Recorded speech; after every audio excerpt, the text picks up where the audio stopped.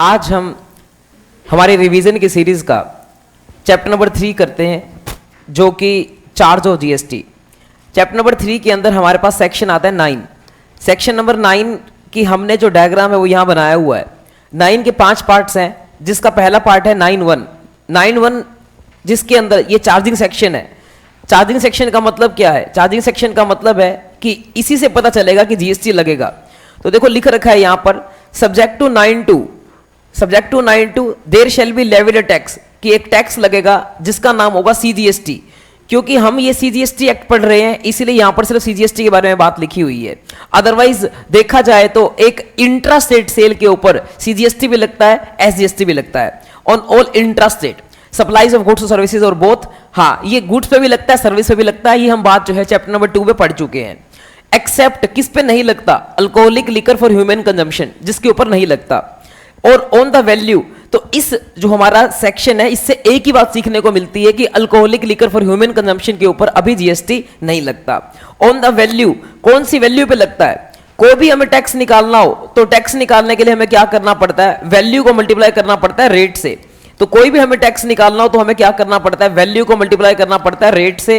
तो ये बोलता है कि भाई कैसे निकालोगे? वैल्यू डिटरमाइन करेंगे सेक्शन 15 के अंदर, जो हमने चैप्टर नंबर 5 की चैप्टर नंबर आई थिंक कौन सा है वो, वैल्यू ऑफ सप्लाई वाला 7, चैप्टर नंबर 7 की रिवीजन की थी। उसके अंदर देख लिया था कि भाई अपना वैल्यू कैसे डिटरमाइन करते हैं। इसके अलावा वैल्यू, हाँ वैल्यू के ऊपर लगता है। और रेट जो है क्या कहते हैं, एक्ट में नहीं दिए हुए, रेट जो है हमें अलग से दिए हुए हैं। बट हमने बताया हुआ है आपको 5, 12, 18, 28 4 रेट्स हैं जीएसटी के अंदर। नोट एक्सीडिंग 20%, एक्ट में लिख रखा है 20% से ज्यादा नहीं होना चाहिए, लेकिन हमने आपको बताया कि रेट है 5, 12, 18, 28। तो इसका मतलब क्या है कि यहां पर जो है लिख रखा है 20% और वो है 28%। उसका रीजन ये है कि ये सिर्फ CGST एक्ट है। यहां 20% मैक्सिमम लिख रखा है। 20 + 20 जोड़ दोगे तो कितना हो जाएगा? 40% हो जाएगा। और 40% मैक्सिमम टैक्स लग सकता है, लेकिन करंटली गवर्नमेंट ने कितना लगा रखा है? 28% लगा रखा है, हाईएस्ट जो टैक्स लगा रखा है। Notified by the government notify करेगी rates with the recommendation of council, और जो काउंसिल रिकमेंड करेगी वही उसी तरह से रेट्स अपना जो है क्या किए जाएंगे? नोटिफाई किए जाएंगे। काउंसिल का मतलब क्या है? यहां GST काउंसिल से। Collected in such manner as may prescribed, जो कलेक्शन किया जाएगा वो प्रेस्क्राइब मैनर से किया जाएगा, जो कि हम आगे पेमेंट ऑफ टैक्स के चैप्टर में पढ़ेंगे। और paid by taxable person, taxable person इसको पे करेगा। टैक्सेबल पर्सन वो पर्सन होता है या तो वो रजिस्टर्ड होता है या लायबल टू बी रजिस्टर्ड होता है, दोनों ही आते हैं। तो या तो जिसने रजिस्ट्रेशन ले लिया हो वो भी आ जाएगा, और जिसने रजिस्ट्रेशन लेना हो बट लिया ना हो वो भी आ जाएगा। उससे हम टैक्स कलेक्ट कर लेंगे, उससे हम टैक्स कलेक्ट कर लेंगे। कलेक्ट कैसे करेंगे ये हम कौन से चैप्टर में डिस्कस करेंगे? पेमेंट चैप्टर के अंदर। और टैक्स का रेट क्या होगा वो हमें कौन बताएगी? काउंसिल। उसने बताया हुआ है कितने रेट है? 5, 12, 18, 28। मैक्सिमम कितना हो सकता है? 20% CGST, 20% SGST, यानी कि टोटल कितना हो सकता है? 40%। किसके ऊपर टैक्स लगता है? वैल्यू के ऊपर। वैल्यू जो है हमें कहां पता लगेगी? Chapter number value of supply का चैप्टर है उसमें पता लगेगी। किसके ऊपर टैक्स नहीं लगेगा? अल्कोहल के ऊपर टैक्स नहीं लगेगा। ये सारी चीजें जो है आपके MCQ के अंदर आ सकती हैं। पहला जो सबसेक्शन है बस इतना इंपॉर्टेंट है, इसके अलावा इसमें कुछ भी नहीं करना। दूसरे सबसेक्शन में क्या है? दूसरे सबसेक्शन में ये है कि भाई आपको यहां पर देखना है कि 5 प्रोडक्ट्स ऐसे हैं जिसके ऊपर टैक्स अभी नहीं लगेगा, जिसके ऊपर टैक्स कब लगेगा? फ्यूचर में लगेगा। वो 5 प्रोडक्ट्स कौन से हैं? Petrol, high speed diesel, motor spirit, natural gas, aviation turbine fuel, crude oil. इसके अलावा अपना अगला हो गया हाई स्पीड डीजल, तीसरा हो गया मोटर स्पिरिट जिसको हम पेट्रोल बोलते हैं, चौथा हो गया नेचुरल गैस, और पांचवा कौन सा हो गया? Aviation turbine fuel. इनके ऊपर टैक्स कब लगेगा? Shall be levied with effect from such date as may be notified by the government with the recommendation of council. और अभी ये डेट बताई नहीं गई है, अभी ये डेट बताई नहीं गई है। तो आज की डेट में इन 5 प्रोडक्ट्स के ऊपर GST नहीं लगता है। आगे चलते हैं। गवर्नमेंट में अब आता है 9.3। ये जो पहला सेक्शन था ये FCM के बारे में था, क्योंकि लिख रखा था tax will be paid bye taxable person, और टैक्सेबल पर्सन हमारा जो है सप्लायर होता है। तो इसीलिए जो है पहला जो पॉइंट था वो FCM के लिए था, और तीसरा जो पॉइंट है वो हमारा आएगा RCM के लिए।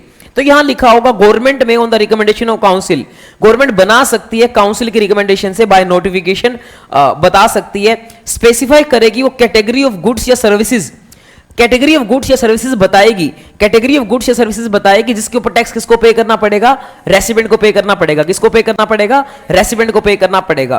तो क्या गवर्नमेंट ने कुछ गुड्स या सर्विसेज बताई हैं जिसके ऊपर टैक्स रेसिडेंट को पे करना पड़ेगा? यस, गवर्नमेंट ने गुड्स भी बताई हैं, सर्विस भी बताई हैं, बट जो गुड्स बताई हैं वो अपने सिलेबस में नहीं है।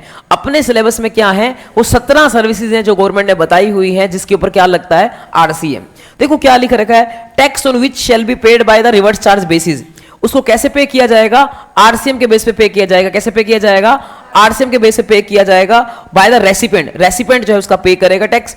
इसके अलावा ऑल द प्रोविजंस, और क्या होगा, all the provisions of this act shall apply to such recipient as if he is the person liable to pay tax. इसका मतलब क्या है कि ऐसा माना जाएगा कि रेसिपेंट ही वो पर्सन है जिसको क्या पे करना है, टैक्स पे करना है। क्या मतलब है इसका, इसका मतलब ये है कि भाई ऐसा माना जाएगा कि हम रेसिपेंट से ही टैक्स चार्ज कर रहे हैं, रेसिपेंट ही टैक्स जमा कराएगा। यानी कि रेसिपेंट को क्या लेना पड़ेगा, रजिस्ट्रेशन लेना पड़ेगा, और रेसिपेंट फिर क्या करेगा, टैक्स को जमा कराएगा। तो 9(3) में हमने सीखा कि गवर्नमेंट कुछ ऐसी चीजें बताएगी, गवर्नमेंट कुछ ऐसी गुड्स या सर्विसेज बताएगी जिसके ऊपर टैक्स कैसे पे किया जाएगा, आरसीएम के हिसाब से जो है पे किया जाएगा। और वो उसका टैक्स कौन पे करेगा, रेसिडेंट पे करेगा, जैसे कि वही पर्सन हो लायबल टू पे टैक्स। तो अब हमें जो है वो 17 सर्विसेज देखनी है जिनके ऊपर टैक्स जो है वो कौन पे करेगा, अपना आरसीएम पे, रेसिडेंट पे करेगा। वो 17 सर्विसेज कौन सी हैं तो उनको देखते हैं। एक्ट की रीडिंग इतनी ही करेंगे। चार्ट देखो पढ़ना है तो पढ़ लेना, कोई दिक्कत नहीं है, मैंने ऐसे बिना चार्ट के ही करा दिया आपको। इसके अलावा ये अगला चार्ट भी पढ़ना है तो पढ़ लेना, कोई दिक्कत नहीं है। अब आते हैं उन 17 सर्विसेज के ऊपर जिसके अंदर में हम चेक करेंगे कि जिसके ऊपर रेसिडेंट टैक्स पे करेगा। उसमें से पहली सर्विस आती है जीटीए की सर्विस। तो जीटीए की सर्विस जो आती है वो पहली सर्विस आती है जिसके अंदर क्या है, जिसके अंदर ये है, अगर जीटीए की सर्विस, देखिए अगर कोई सर्विस आरसीएम में आनी है तो उसके लिए आपको 3 कंडीशन सेटिस्फाई करनी पड़ेगी। कोई भी सर्विस आरसीएम में आनी है तो उसके लिए कितनी कंडीशन सेटिस्फाई करनी पड़ेगी, 3 कंडीशन सेटिस्फाई करनी पड़ेगी। 3 कंडीशन कौन कौन सी, स्पेसिफाइड सप्लायर होना चाहिए, स्पेसिफाइड रेसिडेंट होना चाहिए, और स्पेसिफाइड सर्विस होनी चाहिए। यहां पर स्पेसिफाइड सप्लायर कौन है, एनी पर्सन जो भी क्या करता हो, जीटीए की सर्विस देता हो। दूसरा, स्पेसिफाइड सर्विस कौन सी है, जीटीए की। तीसरा, स्पेसिफाइड रेसिडेंट कौन है, ये सारे रेसिडेंट हैं जो स्पेसिफाइड हैं, जो लिख रखे हैं हमारे राइट हैंड साइड में टेबल के अंदर ए बी सी ये वाले पॉइंट। तो इसका मतलब क्या है, इसका मतलब ये है कि अगर कोई भी बंदा कौन सी सर्विस देता है, जीटीए की सर्विस देता है, किसको देता है, इन स्पेसिफाइड लोगों को देता है, तो वहां पर क्या लग जाएगा, वहां पर जो है आरसीएम लग जाएगा। अब ये स्पेसिफाइड लोग कौन है, तो ये स्पेसिफाइड लोग जो है 1 2 3 4 5 6 7 लोग हैं स्पेसिफाइड लोग। इनको देखते हैं एक एक करके। पहला है फैक्ट्री। कोई भी फैक्ट्री जो भी हिंदुस्तान में बनती है, इंडिया में बनती है, वो सारी की सारी फैक्ट्रीज किस में आती हैं, स्पेसिफाइड रेसिडेंट में आती हैं। दूसरी है सोसाइटी। कोई भी सोसाइटी, चाहे वो सोसाइटी एक्ट में रजिस्टर्ड हो ना हो, जीएसटी एक्ट में रजिस्टर्ड हो ना हो, कोई फर्क नहीं पड़ता, वो अपना जो है वो कोई भी सोसाइटी हो, कोई भी कोऑपरेटिव सोसाइटी हो। कोऑपरेटिव सोसाइटी में क्या फर्क है आपको जानने की कोई भी जरूरत नहीं है। आगे, any registered person in the GST, जो भी जीएसटी के अंदर रजिस्टर्ड पर्सन होगा वो भी आ जाएगा इसके अंदर। इसके अलावा कोई बॉडी कॉर्पोरेट, बॉडी कॉर्पोरेट का मतलब कोई कंपनी हो या कोई एक्ट में बनाई गई ऑर्गेनाइजेशन हो, आईसीएआई जैसी, या फिर कोई पार्टनरशिप फर्म हो, और पार्टनरशिप फर्म के अंदर एलएलपी भी आ जाती है, कोई एलएलपी हो सकती है, या फिर क्या कहते हैं यहां पर कोई एओपी बीओआई हो सकती है, लिख रखा है एओपी बीओआई वगैरह भी आ सकती है। यहां पर एक कोई कैजुअल टैक्सेबल पर्सन भी जो है इधर आ सकता है। तो सर सारे ही कवर कर लिए, बच कौन गया, बच गए कौन जो नहीं आएंगे, इंडिविजुअल बच गया, एचयूएफ बच गया, गवर्नमेंट बच गई, ये यहां पर नहीं आएंगे। वो भी जो है कब नहीं आएंगे, वो भी तब नहीं आएंगे जब ये लोग क्या होंगे, अनरजिस्टर्ड होंगे, तो ये स्पेसिफाइड रेसिडेंट के अंदर नहीं आएंगे। अगर ये लोग रजिस्टर्ड हो जाएंगे तो ये लोग किस में आ जाएंगे, स्पेसिफाइड रेसिडेंट में आ जाएंगे। तो अब बात क्रक्स क्या है, क्रक्स ये है जीटीए की सर्विस अगर प्रोवाइड की जाती है किसको, जीटीए की सर्विस अगर प्रोवाइड की जाती है किसको, स्पेसिफाइड रेसिडेंट को, तो उस केस में जो है क्या लग जाता है, आरसीएम लग जाता है। स्पेसिफाइड रेसिडेंट कौन है, society, factory, cooperative society, AOP, BOI, इसके अलावा एनी रजिस्टर्ड पर्सन, सीटीपी, और इसके अलावा बस इतने से जो है लोग थे। कोई कंपनी हो सकती है, पार्टनरशिप फर्म हो सकती है, ये सब अगर इनको प्रोवाइड की जाती है तो फिर जो है क्या कहते हैं अपना क्या बन जाएंगे, आरसीएम लग जाएगा। इन लोगों को टैक्स पे करना पड़ेगा। ये लोग चाहे रजिस्टर्ड हो ना हो फर्क नहीं पड़ता, लेकिन फर्क क्या पड़ता है, इंडिविजुअल, एचयूएफ और गवर्नमेंट, ये लोग के ऊपर आरसीएम तभी लगेगा जब ये क्या होंगे, जीएसटी में रजिस्टर्ड होंगे, तभी इनके ऊपर जो है आरसीएम लगेगा। गवर्नमेंट के केस में एक एक्सेप्शन भी है जो मैं आपको अभी चार्ट में समझाऊंगा। इसके अलावा यहां लिख रखा है कि भाई अगर गवर्नमेंट रजिस्टर्ड है, इस वाले पॉइंट में क्या लिखा रहेगा अपने आप रीड कर लेना। अगर गवर्नमेंट रजिस्टर्ड है just for the purpose of reduction TDS, तो उस केस में भी उसके ऊपर आरसीएम नहीं लगता है। अगर गवर्नमेंट रजिस्टर्ड है just for the purpose of reduction of TDS, तो उस केस में भी जो है आरसीएम नहीं लगता है। तो ये जो है क्या कहते हैं अपना हम पढ़ लेते हैं। और कहां पढ़ेंगे हम जो है इसको पढ़ेंगे कहां पर पढ़ेंगे। अच्छा, एक और केस में आरसीएम नहीं लगता, अगर जो सप्लायर है वो एफसीएम ऑप्ट कर लेता है और वो डिक्लेरेशन दे देता है कि मैं तो एफसीएम में आना चाहता हूं, तो भी जो है क्या कहते हैं आरसीएम नहीं लगता है। तो इसका मतलब क्या है, जीटीए के केस में क्या होता है, सप्लायर के पास ऑप्शन होता है कि वो एफसीएम में आना चाहता है या आरसीएम में आना चाहता है, वो डिक्लेरेशन दे सकता है। तो एफसीएम में रेट अलग लगते हैं, आरसीएम में रेट अलग लगते हैं। इसको चार्ट से समझ लेते हैं। तो एक बार नोटिफिकेशन के अंदर तो इतनी ही रीडिंग हमारे काम की थी, बाकी बातें हम चार्ट से समझेंगे। तो चार्ट हमारा यहां पर बना रखा है जीटीए का 3.8 पेज पे, देखो क्या लिखा रखा है इसके अंदर। तो जीटीए के केस में हमारे पास दो ऑप्शन मिलते हैं, एक ऑप्शन होता है आपका 5% का, एक ऑप्शन होता है 12% का, बल्कि 3 ऑप्शन आते हैं, एक ऑप्शन और भी आता है जो कि है 5% का। तो अब यहां पर आता है कि भाई अगर तुम 5% वाले ऑप्शन में आते हो तो तुम आरसीएम में आ सकते हो, आप रिवर्स चार्ज के अंदर आ सकते हो और आरसीएम में आ सकते हो। फिर उसके केस में क्या होगा, रेसिपेंट को टैक्स देना पड़ेगा, person liable to pay tax हो जाएगा रेसिपेंट। लेकिन अगर तुम आते हो क्या कहते हैं अपना एफसीएम के अंदर, अगर सप्लायर कहता है कि मैं टैक्स कैसे पे करना चाहता हूं एफसीएम में, तो उसके पास दो ऑप्शन मिलते हैं, या तो वो 12% लगा सकता है या 5% लगा सकता है। अगर वो 12 लगाता है तो वो एफसीएम में आएगा, प्लस के उसको आईटीसी भी मिल जाएगा। तो यहां पर जो है एफसीएम में आएगा और जीटीए जो है वो टैक्स पे करेगा और इसको आईटीसी भी मिल जाएगा। और अगर वो 5% में आएगा तो उसको आईटीसी नहीं मिलेगा, लेकिन फिर भी वो एफसीएम में आ सकता है। तो अब जीटीए के पास कितने ऑप्शन हो गए, 3 ऑप्शन। पहला ऑप्शन एफसीएम में आ सकता है 12%, बेनिफिट क्या है, आईटीसी मिल जाएगा। दूसरा ऑप्शन एफसीएम में आ सकता है 5%, बेनिफिट क्या है, कोई बेनिफिट नहीं है, आईटीसी नहीं मिलेगा। बस ये इस केस में है कि जब उसका रेसिडेंट टैक्स भरने के लिए तैयार ना हो तो हो सकता है वो खुद ही अपना एफसीएम में टैक्स भर दे। और तीसरा केस है आरसीएम में जो है 5% लगता है। जब 5 अगर क्वेश्चन में लिखा रखा है रेट 5% है तो भाई अपना चांस यही है कि आपको आरसीएम ही जो है मिलेगा। और हाँ ठीक है, ये बात हो गई है। अब इसके बाद जो है अपन नेक्स्ट बात पे आते हैं कि और क्या कंडीशंस है हमारी इसके लिए, अपना जो है अभी जीटीए के लिए। तो जीटीए के लिए जो कंडीशंस हैं हम उसको पढ़ने से पहले एक बार अपन 10th पेज पे भी हमारी बुक में एक ये डायग्राम बना रखा है जिसमें प्रोसेस समझाई हुई है अपना रिवर्स चार्ज की। इसमें क्या होता है कि एक जैसे और सर्विस है, एडवोकेट की सर्विस के ऊपर भी क्या लगता है, आरसीएम लगता है। तो मान लेते हैं पारस ने एडवोकेट से सर्विस रिसीव की और उस केस में जो है क्या कहते हैं अपना क्या लगता है, जीएसटी लगता है। और जीएसटी किसको पे करना है, पारस को पे करना है। तो पारस क्या करेगा, पारस जो है अपनी खुद की जो सर्विसेज होंगी, जो उसकी खुद की आउटपुट होगी, जो बच्चों को पढ़ाता है, वो सारी की सारी आउटपुट वो कौन सी रिटर्न में दिखाएगा, R1 में दिखाएगा। तो पारस की जो भी आउटपुट होगी वो पारस R1 में दिखाएगा और उसकी फिर क्या भरी जाएगी, 3B में जो है उसका टैक्स पे किया जाएगा। जो हमारी आउटपुट टैक्स लायबिलिटी होती है वो हम अपना जो है क्या कर सकते हैं, कैश में भी पे कर सकते हैं और अपना आईटीसी यूज करके भी पे कर सकते हैं। तो क्या होगा यहां पर ये होगा कि सपोज करते हैं कि पारस जो है वो क्या करता है, पारस का जो मान लेते हैं महीना चल रहा है मार्च महीना, तो मार्च महीने की जो भी सेल होगी उसकी 11 तारीख को जो है 11 अप्रैल को पारस क्या भरेगा, R1 भरेगा। और उसके बाद क्या होगा, कुछ दिनों बाद 14 तारीख को जो है अपना क्या आएगी, 14 तारीख को जो है वो पारस की 2B यूनिट होगी जिसके अंदर वो अपना चेक करेगा कि उसका आईटीसी कितना बनता है। और 20 अप्रैल को क्या किया जाएगा, 3B के अंदर वो अपना टैक्स भरेगा। कौन कौन सा टैक्स भरेगा, एक तो वो अपना एफसीएम वाला टैक्स भरेगा और दूसरा आरसीएम वाला टैक्स भरेगा। आरसीएम वाला जो टैक्स होता है वो R1 में नहीं आता, वो सीधा कहां भरा जाता है, 3B के अंदर। तो R1 से जो भी सेल आएगी वो उसकी सेल कौन सी होगी, आउटपुट वाली सेल होगी। ये आउटपुट वाली सेल सीधा जो है इसकी टैक्स लायबिलिटी उठकर कहां चले जाएगी, 3B के अंदर। और फिर 3B के अंदर साथ में इससे पूछा जाएगा कि भाई तुमने कोई सर्विस रिसीव की है क्या जो तुम्हारी क्या कहते हैं आरसीएम में आती है। तो इसने मार्च महीने में जो भी सर्विस रिसीव की होगी जो किस में आती होगी, आरसीएम में। चाहे जीटीए की सर्विस रिसीव की है, चाहे कौन सी रिसीव की है, एडवोकेट की रिसीव की है, वो सारी किस में आती होंगी, आरसीएम में। तो ये क्या करेगा, आरसीएम के अंदर यहां पर जो है ये फिर अपना टैक्स पे करेगा। और ये कैसे टैक्स पे करेगा, ये जो टैक्स पे करेगा सिर्फ और सिर्फ आरसीएम के अंदर ई कैश लेजर से ही टैक्स पे कर सकता है। एफसीएम वाला टैक्स 2 जगह से पे किया जा सकता है, कैश से भी और आईटीसी यूज करके भी, बट सिर्फ आरसीएम वाला टैक्स कैसे पे किया जा सकता है, ई कैश के थ्रू ही पे किया जा सकता है। ये बात भी हो जाती है।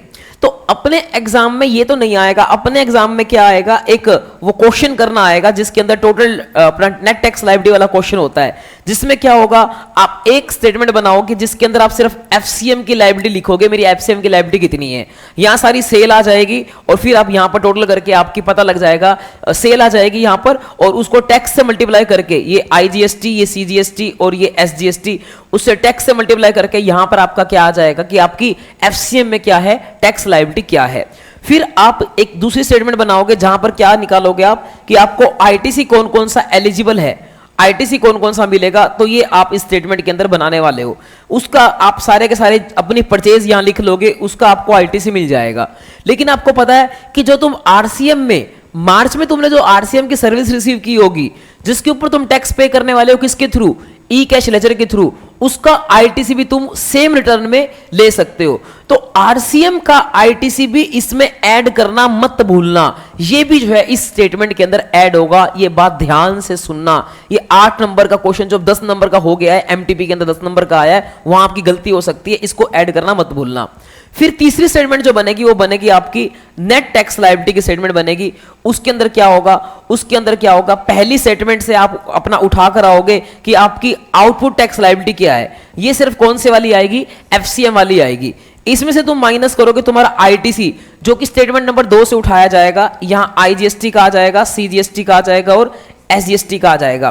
पहले आप आईजीएसटी का आईटीसी यूज करोगे आईजीएसटी में, बचा हुआ आप सीजीएसटी एसजीएसटी में कैसे भी यूज कर सकते हो, इक्वल इक्वल प्रेफरेंस रहेगी।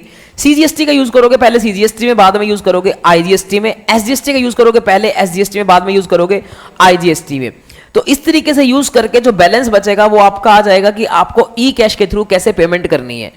इसमें आपको ऐड करना पड़ेगा, क्या ऐड करना पड़ेगा, आरसीएम की जो आपका लायबिलिटी होगी वो आपको ऐड करना पड़ेगा, क्योंकि वो हमेशा किस में करनी पड़ती है, ई कैश के थ्रू। फिर टोटल आ जाएगा कि आपको ई कैश के थ्रू कितना पे करना है, यही आपका 8 से 10 नंबर का क्वेश्चन बनेगा।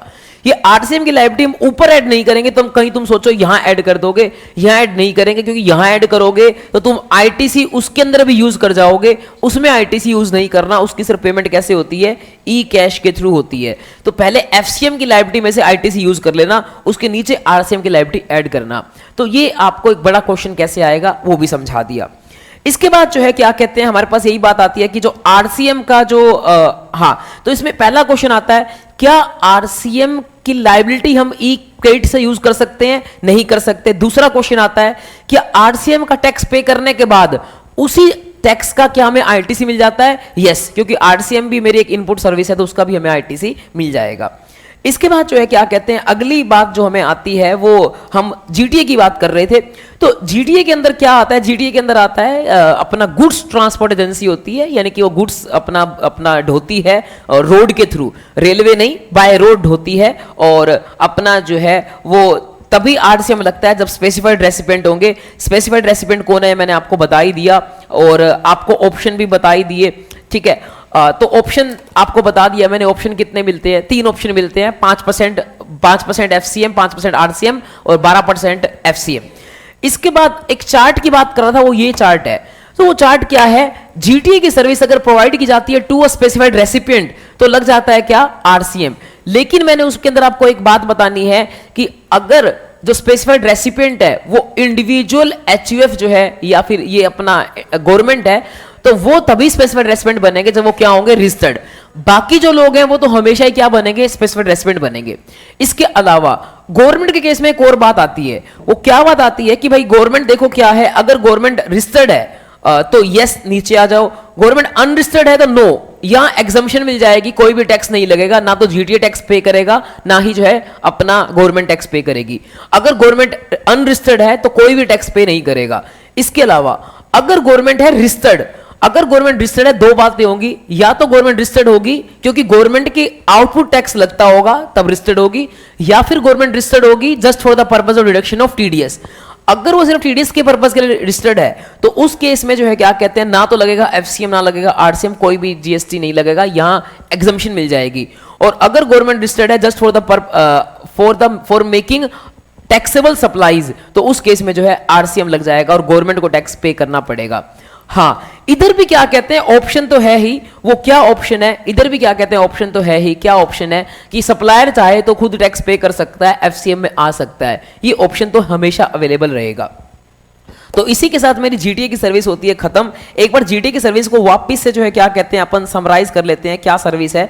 तो जीटीए की सर्विस के पूरी बातें हैं कि अगर जीटीए की सर्विस प्रोवाइड की जाती है किसको, firm, firm, LLP, AOP, BOI, company, society, factory और सीटीपी, इनको प्रोवाइड या रजिस्टर्ड पर्सन को प्रोवाइड की जाती है तो वहां लग जाता है आरसीएम। बट फिर भी ऑप्शन मिलता है किसको, जीटीए को, कि वो किस में आ सकता है, एफसीएम में आ सकता है। उसके बाद अगली बात आती है कि अगर वो प्रोवाइड की जाता है इंडिविजुअल को, एचयूएफ को और गवर्नमेंट को, तो उस केस में जो है आरसीएम तभी लगेगा जब वो ये सारे लोग क्या होंगे, रजिस्टर्ड होंगे। गवर्नमेंट के केस में एक और खास बात आती है कि अगर गवर्नमेंट रजिस्टर्ड है just for the purpose of reduction of TDS, तो उस केस में भी वहां पर आपको कोई भी एफसीएम आरसीएम नहीं लगेगा, एग्जम्प्ट हो जाएगा।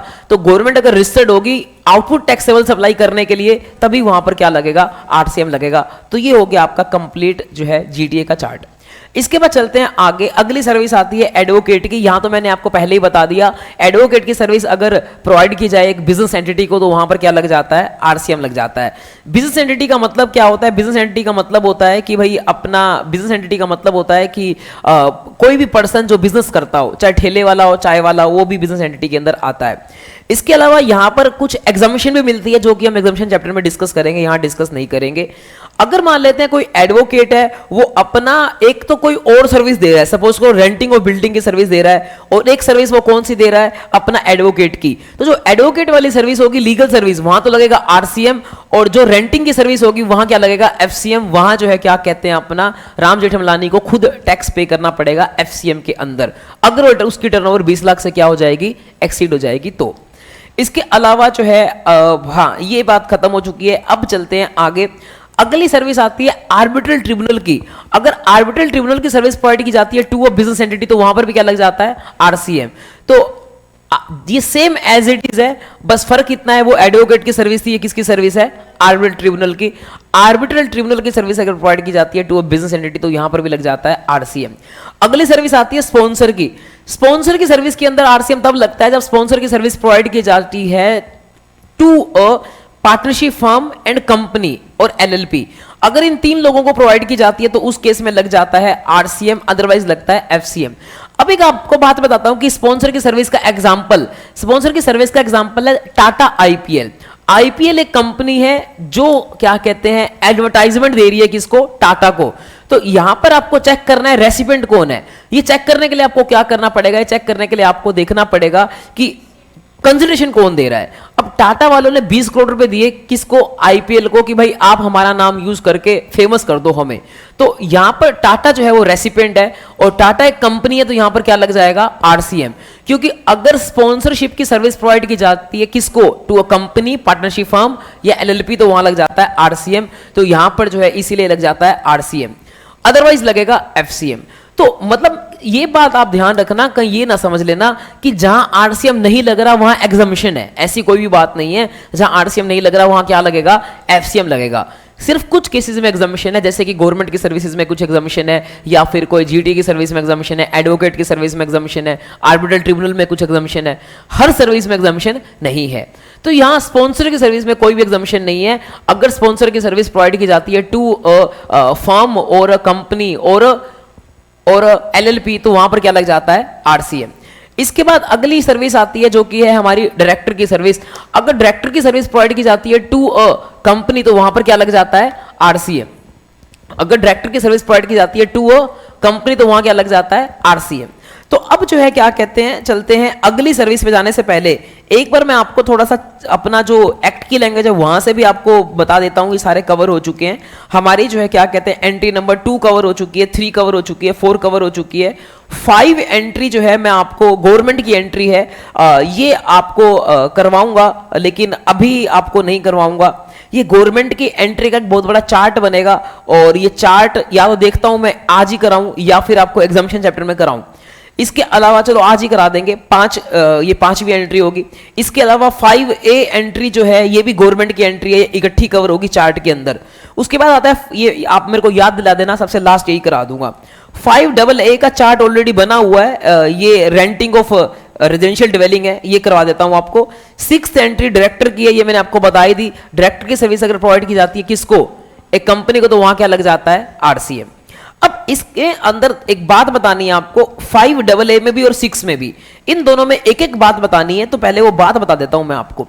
पहले आपको बात बताता हूं कौन सी, पहले आपको देखता हूं मैं कि भाई मेरा वो चार्ट कहां बना हुआ है, जो कि हमारा चार्ट है किस चीज का, अपना रेंटिंग का। तो रेंटिंग का चार्ट देखते हैं हम कहां बना हुआ है। तो रेंटिंग का चार्ट आई थिंक डायरेक्टर के बाद रेंटिंग का चार्ट कहां मिलेगा, ये रहा। तो रेंटिंग का चार्ट बना हुआ है 22 पेज पे। ये बेटे पिछले आई थिंक पिछले डेट में अमेंडमेंट आई थी, तो आपके लिए ये इंपॉर्टेंट बन जाता है, क्योंकि पिछले डेट में इसका क्वेश्चन आया नहीं है, तो आ सकता है। तो यहां पर क्या है, यहां पर क्या है, renting of property. Renting of property के 2 हिस्से किए हैं मैंने, ये मैंने आपको क्लास में बनवाया था चार्ट मई 24 वालों को। रेंटिंग के मैंने 2 हिस्से किए हैं। एक तो हिस्सा किया है घर, एक तो आपने किराए पे या तो क्या दे सकते हो, घर, या फिर किराए पे क्या दे सकते हो, दुकान वगैरह दे सकते हो। अगर आप किराए पे देते हो दुकान वगैरह, तो वहां हमेशा क्या लग जाता है, एफसीएम। अगर किराए पे क्या देते हो, दुकान वगैरह, हमेशा क्या लग जाता है, एफसीएम। और कौन टैक्स पे करेगा वहां पर जो है जो ओनर है वो टैक्स पे करेगा। एक और बात आती है कि इसके केस में जो है वो टैक्स पे करेगा। इसके केस में जो है वो क्या कहते हैं, अपना क्या होता है, owner will pay tax, owner tax पे करेगा। और एक और बात आती है, इस केस में कोई एग्जम्पशन भी नहीं मिलती। अगर ओनर की टर्नओवर 20 लाख से ऊपर है तो उसको टैक्स पे करना पड़ेगा, यहां कोई एग्जम्पशन नहीं है। दूसरी बात आती है, अगर आपने क्या किराए पे दिया हो, घर किराए पे दिया हो, तो 2 बातें आती हैं। घर किराए पे किसको दिया, एक रजिस्टर्ड पर्सन को दिया, एक अनरजिस्टर्ड पर्सन को दिया। तो पहले बात कर लेते हैं, अनरजिस्टर्ड पर्सन को आपने घर किराए पे दिया। मेरा घर है, मैंने घर किराए पे दिया किसको, एक अनरजिस्टर्ड पर्सन को। तो बात आती है, आपने उसको रहने के लिए दिया या आपने उसको दुकान के पर्पज के लिए दिया। आपने कई बार देखा होगा कि घरों के अंदर गोडाउन बने होते हैं, या घरों के अंदर जो है वो अपना पीजी बनी होती है। तो इसका मतलब हो गया कि घर रहने के लिए नहीं दिया गया, किसके लिए दिया गया, कमर्शियल पर्पज के लिए। तो अगर आपने अनरजिस्टर्ड पर्सन को घर दिया रहने के लिए तो है एग्जम्प्ट। अगर आपने अनरजिस्टर्ड पर्सन को घर दिया रहने के लिए तो है एग्जम्प्ट। और अगर आपने अनरजिस्टर्ड पर्सन को घर दिया कमर्शियल पर्पस के लिए, तो वहां एफसीएम लग जाएगा और जो है ओनर को टैक्स पे करना पड़ेगा, आरसीएम यहां नहीं लगेगा। फिर दूसरी बात आती है, आपने घर दिया किसको, एक रजिस्टर्ड पर्सन को। तो जब रजिस्टर्ड पर्सन को घर दिया, वहां पर जो है हमेशा क्या लग जाता है, आरसीएम लग जाता है। चाहे कैसे भी दिया हो, चाहे रहने के लिए दिया हो, चाहे कैसे मर्जी दिया हो, कमर्शियल पर्पस के लिए दिया हो, आरसीएम लग जाता है। वहां जो है क्या कहते हैं, सिर्फ एक ही केस ऐसा है जहां एग्जम्पशन मिलती है। वो कब है कि अगर आपने घर किराए पे दिया रहने के लिए for the personal use of proprietor, जो कि एक रजिस्टर्ड पर्सन है।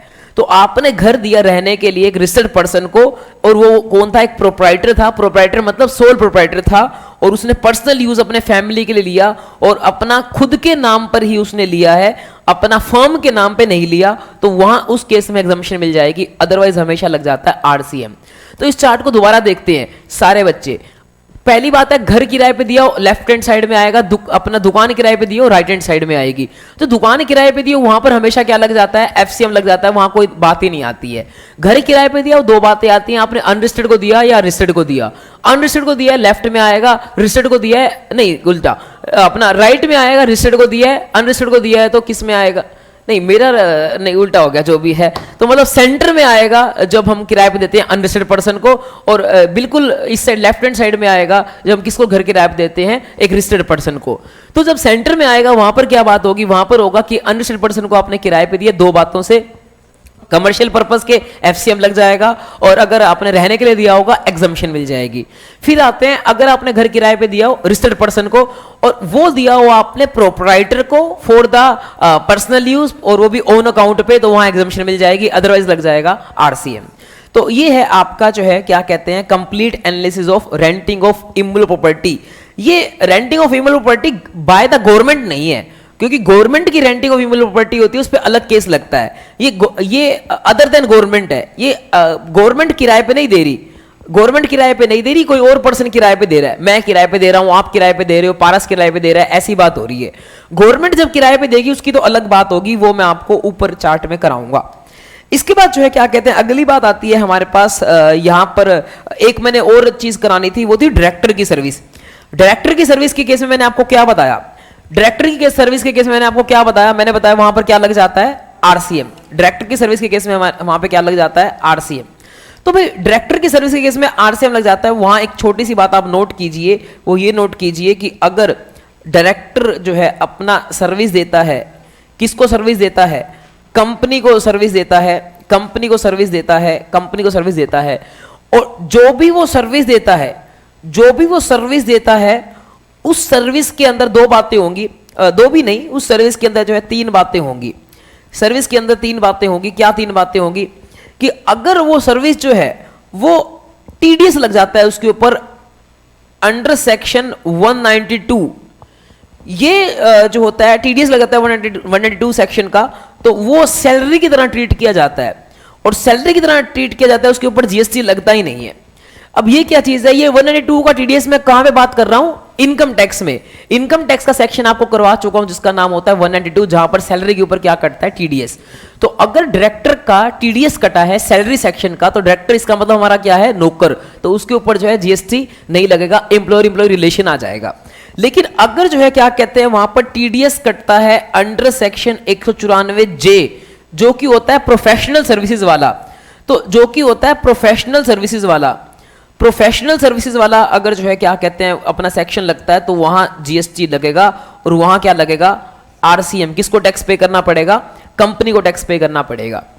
अब हमारी गवर्नमेंट ने क्लैरिफिकेशन निकाली है, जो कि अमेंडमेंट में आपको कवर की थी। वो क्या था कि अगर डायरेक्टर की सर्विस प्रोवाइड की जाती है पर्सनल कैपेसिटी के अंदर, डायरेक्टर कोई सर्विस प्रोवाइड कर रहा है पर्सनल कैपेसिटी के अंदर। अब आप बोलोगे सर डायरेक्टर पर्सनल कैपेसिटी में क्या सर्विस दे सकता है? इसका एग्जांपल है, डायरेक्टर का कोई घर है या कोई दुकान है, उसने रेंटिंग जो है क्या कहते हैं अपना किराए पे दे दी है, रेंटिंग ऑफ इमूवेबल प्रॉपर्टी की सर्विस दी है कंपनी को, वो पर्सनल कैपेसिटी में है, तो वहां पर आरसीएम नहीं लगेगा, वहां पर क्या लगेगा? एफसीएम लगेगा। ये क्लैरिफिकेशन थी, तो मैंने यहां पर आपको इसका बनवा दिया चार्ट। गवर्नमेंट का चार्ट मैं आपको बनवा चुका हूं, बट वो मेरे को एक बार दोबारा रिवाइज कराना पड़ेगा। तो उस पे जाने से पहले मैं आपको जो है क्या कहते हैं आगे चलते हैं, सीधा हम आ जाते हैं अगली एंट्री पे, जो कि 7th एंट्री है। 7th एंट्री में क्या है कि अगर इंश्योरेंस एजेंट सर्विस देते हैं किसको? इंश्योरेंस कंपनी को, तो वहां क्या लग जाता है? आरसीएम। अगर इंश्योरेंस एजेंट सर्विस देते हैं किसको? इंश्योरेंस कंपनी को, तो वहां क्या लग जाता है? आरसीएम। कमीशन की सर्विस होती है बेसिकली, इंश्योरेंस पॉलिसी बिकवाने की सर्विस होती है, तो वहां आरसीएम लग जाता है। कोई भी इंश्योरेंस कंपनी हो, जितने भी एलआईसी के एजेंट हैं जो भी कमीशन लेते हैं एलआईसी से, उसका सारा जो है क्या कहते हैं जीएसटी कौन भरता है? एलआईसी खुद भरता है, तो वहां आरसीएम लग जाता है, एलआईसी को भरना पड़ता है। इसके अलावा एलआईसी को अपनी जो इंश्योरेंस पॉलिसीज होती हैं उसके ऊपर उसको खुद टैक्स भरना पड़ता है, क्योंकि वो उसकी क्या होती है? आउटपुट सप्लाई होती है। एलआईसी जो भी तुम्हें इंश्योरेंस पॉलिसी देगा, मान लो मेरे नाम पर इंश्योरेंस किया गया, उसकी जो इंश्योरेंस पॉलिसी के ऊपर जो प्रीमियम होगा उसके ऊपर एलआईसी खुद टैक्स भरेगा, और जो उसने कमीशन दिया होगा अपने एजेंट को उसके ऊपर भी टैक्स कौन भरेगा? एलआईसी खुद भरेगा अंडर आरसीएम। तो एलआईसी को दो तरह के टैक्स भरने होते हैं, एक तो उसकी जो अपना इंश्योरेंस पॉलिसी के ऊपर एफसीएम के अंदर, और दूसरा इंश्योरेंस के कमीशन के ऊपर आरसीएम के अंदर। हाँ, आरसीएम के अंदर एक बार ई कैश में टैक्स पे कर देगा, बाद में उसको उसका क्या मिल जाएगा? आईटीसी मिल जाएगा। ये हो गया आपका 7th पॉइंट। 8th पॉइंट में जो है वो आता है हमारे पास, पहले मैंने अपना यहाँ चार्ट बना रखा है गवर्नमेंट की सर्विसेज वाला, बट गवर्नमेंट की सर्विस का चार्ट आपको यहाँ नहीं करवाऊंगा, वो आपको जो है देखता हूँ आज लास्ट में कराऊंगा, या फिर आपको जो है वो मैं एग्जामिशन में कराऊंगा। अब आ जाते हैं, अगली सर्विस होती है किस चीज की? रिकवरी एजेंट की सर्विस। रिकवरी एजेंट की सर्विस अगर प्रोवाइड की जाती है किसको?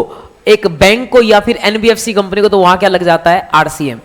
मतलब क्या होता है सर इसका? इसका मतलब होता है कि भाई कोई लोन नहीं देता तो हम रिकवरी एजेंट अपॉइंट कर देते हैं, और रिकवरी एजेंट जो है जितना लोन उगाया करवा के देता है बदले में कमीशन चार्ज करता है। तो जब भी रिकवरी एजेंट की सर्विस दी जाती है तो रिकवरी एजेंट को जो कमीशन दिया जाएगा उसके ऊपर क्या लग जाएगा? आरसीएम। बैंक को टैक्स पे करना पड़ेगा। इसके अलावा जो है हमारे पास कुछ और भी बातें आती हैं, जैसे कि ये एंट्री है हमारे पास, इसको करने के लिए पहले मैं आपको एक्ट की लैंग्वेज थोड़ी सी पढ़ा देता हूं। तो गवर्नमेंट की एंट्री को छोड़कर बाकी एंट्रीज हम करे जा रहे हैं, और हम जो है यहाँ पर पहुंच चुके हैं। एंट्री नंबर 6 हो गई, एंट्री नंबर 7 हो गई, एंट्री नंबर 8 हो गई, एंट्री नंबर हम किस पे आ चुके हैं? हम आ चुके हैं 9th एंट्री पे। तो 9th एंट्री में क्या है?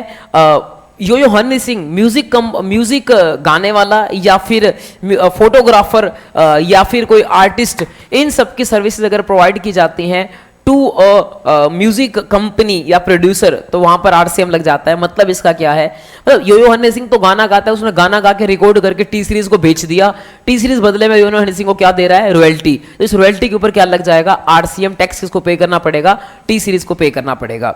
इसके अलावा 9A में क्या आता है, इसमें आता है ऑथर की सर्विस, यानी कि चेतन भगत ने एक नोवेल लिखी, नोवेल लिखकर जो है उसने क्या किया, एक पब्लिकेशन कंपनी को दे दी और पब्लिकेशन कंपनी को बोला कि तुम पूरे इंडिया में जाकर इस नोवेल को सर्कुलेट करो, जितनी नोवेल्स बिकेंगी बदले में उसको क्या मिल जाएगी, चेतन भगत को रॉयल्टी मिल जाएगी। तो इसके ऊपर भी क्या लगेगा, आरसीएम। लेकिन इसके अंदर ऑप्शन मिलता है, किसके पास, ऑथर के पास ऑप्शन होता है। क्या ऑप्शन होता है कि ऑथर चाहे तो अब इसके ऊपर टैक्स खुद भी पे कर सकता है, एफसीएम में पे कर सकता है। अगर एफसीएम में ऑथर टैक्स पे करेगा तो फिर क्या होगा, एफसीएम उसको ऑथर को आईटीसी भी मिल जाएगा और क्या कहते हैं अपना ऑथर को एक डिक्लेरेशन देनी पड़ेगी, इनवॉइस वगैरह में लिखना पड़ेगा। वो बातें आप जो है यहाँ से रीड कर लेना, वो क्या लिख रखा है, क्योंकि प्रोसीजर ज़्यादा इंपॉर्टेंट नहीं है, मेन आपको चीज़ ध्यान होनी चाहिए। क्या ध्यान होनी चाहिए, ये ध्यान होना चाहिए कि भाई अपना जो है ऑथर की सर्विस पे आरसीएम भी लगता है और एफसीएम भी लगता है, ऑप्शन होता है उसके पास। 1 साल तक वैलिड रहेगा, ऐसा लिख रखा है। अगर ऑथर ने एक बार सेलेक्ट कर लिया कि वो किस में आना चाहता है, एफसीएम में, तो कितने टाइम तक वैलिड रहेगा, 1 साल तक वैलिड रहेगा। इसके बाद जो है क्या कहते हैं, अगली सर्विस आती है, वो है members of overseeing committee. Overseeing committee क्या करती है, ये आरबीआई एक कमेटी अपॉइंट करती है। आरबीआई कहती है कि लोन बहुत हो रहे हैं, फ्रॉड बहुत हो रहे हैं, तो हम एक कमेटी अपॉइंट करते हैं। ये कमेटी क्या करेगी, ये कमेटी जो है चेक करती रहेगी, निगरानी रखती रहेगी। तो मेंबर्स ऑफ ओवरसीइंग कमेटी जो सर्विस जो है क्या कहते हैं प्रोवाइड करेंगे, आरबीआई को सर्विस प्रोवाइड करेंगे, तो वहां पर आरबीआई जो है रिवर्स चार्ज में टैक्स पे करेगा। इसके अलावा 11वां पॉइंट आता है, वो है डीएसए की सर्विस। डीएसए होते हैं डायरेक्ट सेलिंग एजेंट, जो कि बैंक्स के एजेंट होते हैं, जो क्या करने में हेल्प करते हैं, लोन वगैरह जो है लोन के कस्टमर ढूंढने में हेल्प करते हैं।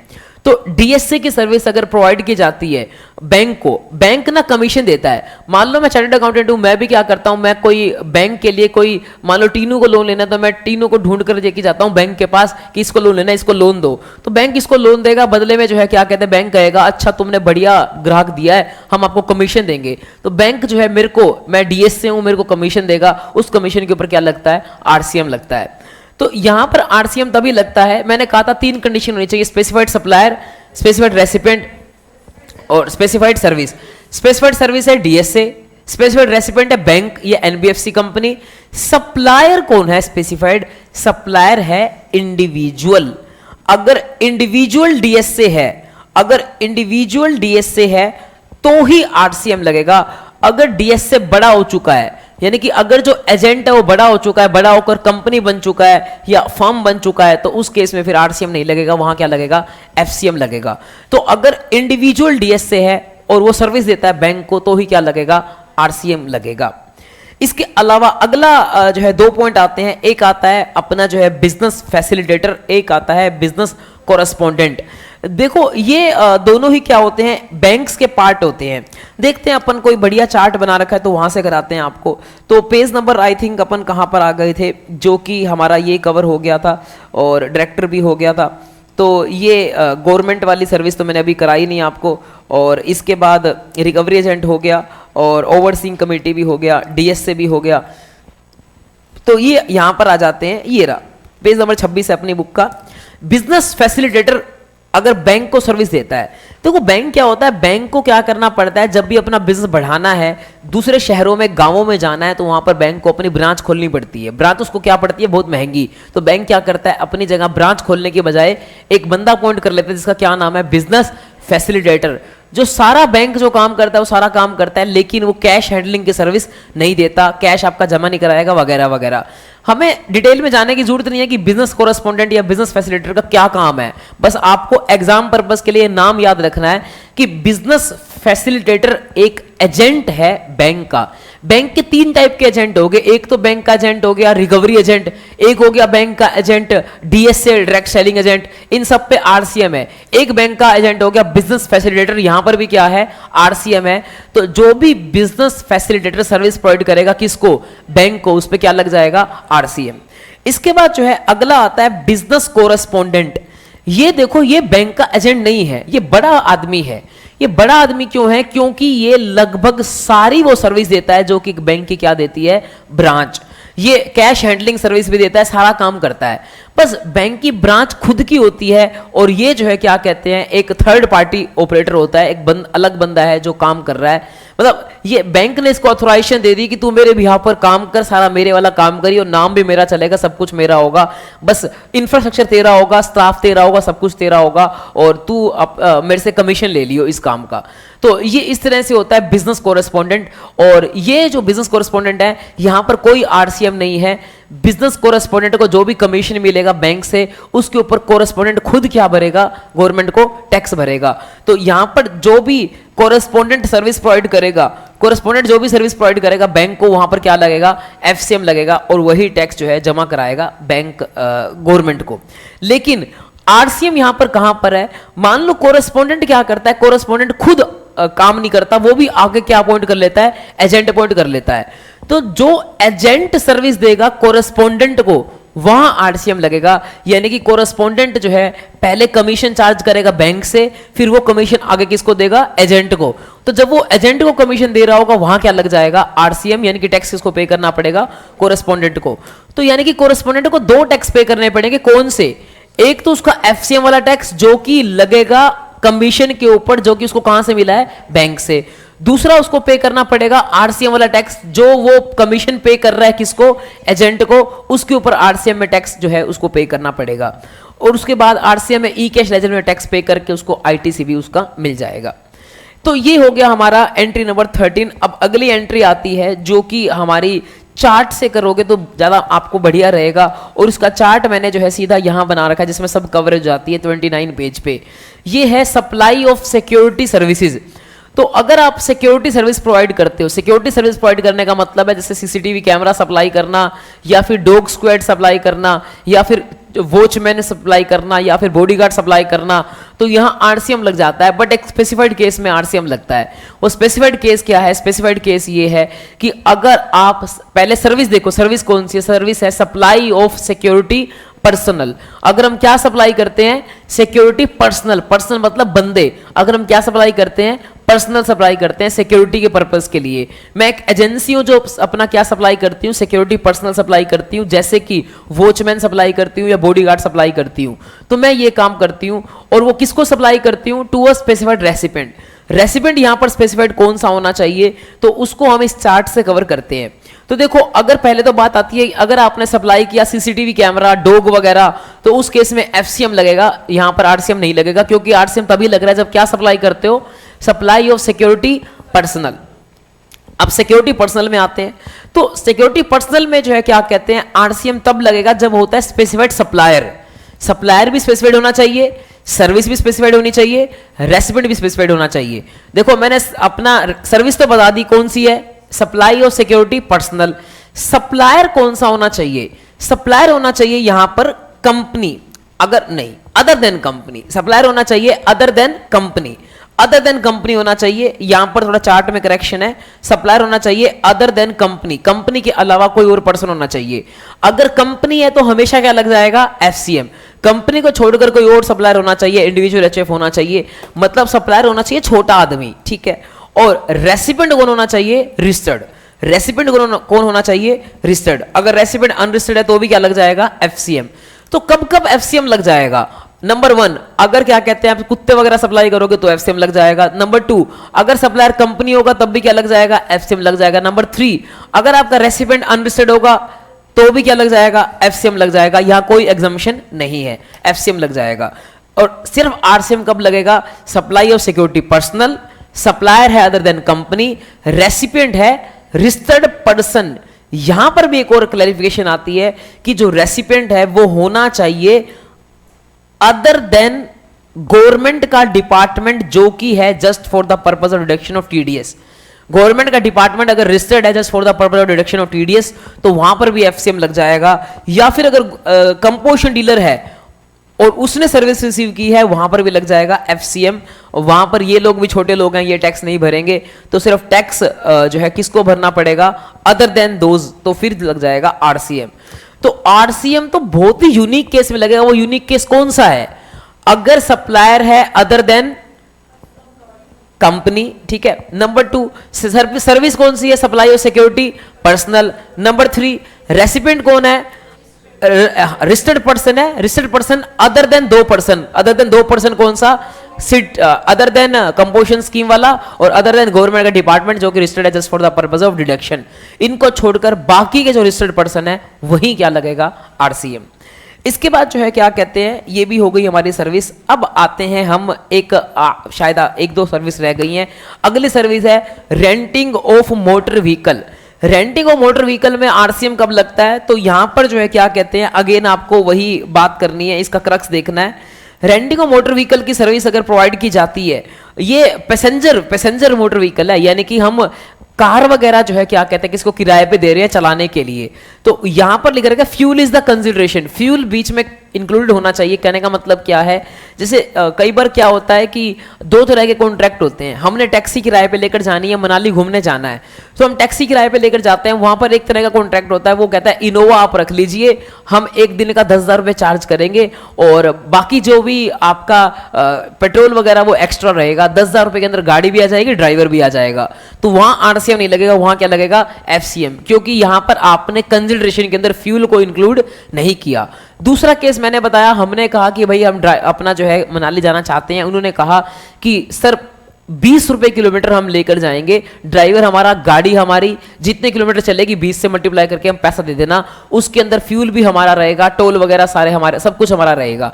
मेन हमें फ्यूल देखना है। अगर फ्यूल भी जो है क्या कहते हैं सप्लायर दे रहा है और वो कंसिडरेशन के अंदर इंक्लूड कर रहा है, तो उस केस में जो है वो क्या हो जाएगा, आरसीएम लगने के चांस बढ़ जाएंगे। तो एक कंडीशन ये है कि रेंटिंग ऑफ मोटर व्हीकल होना चाहिए जहां पर फ्यूल क्या होना चाहिए, कंसिडरेशन का पार्ट होना चाहिए।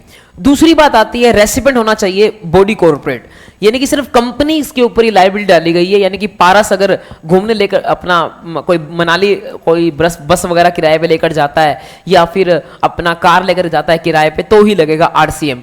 अगर मैं लेकर जाता हूं तो आरसीएम नहीं लगेगा, मैं कंपनी नहीं हूं। पारस लेकर जाता है तो आरसीएम लग जाएगा।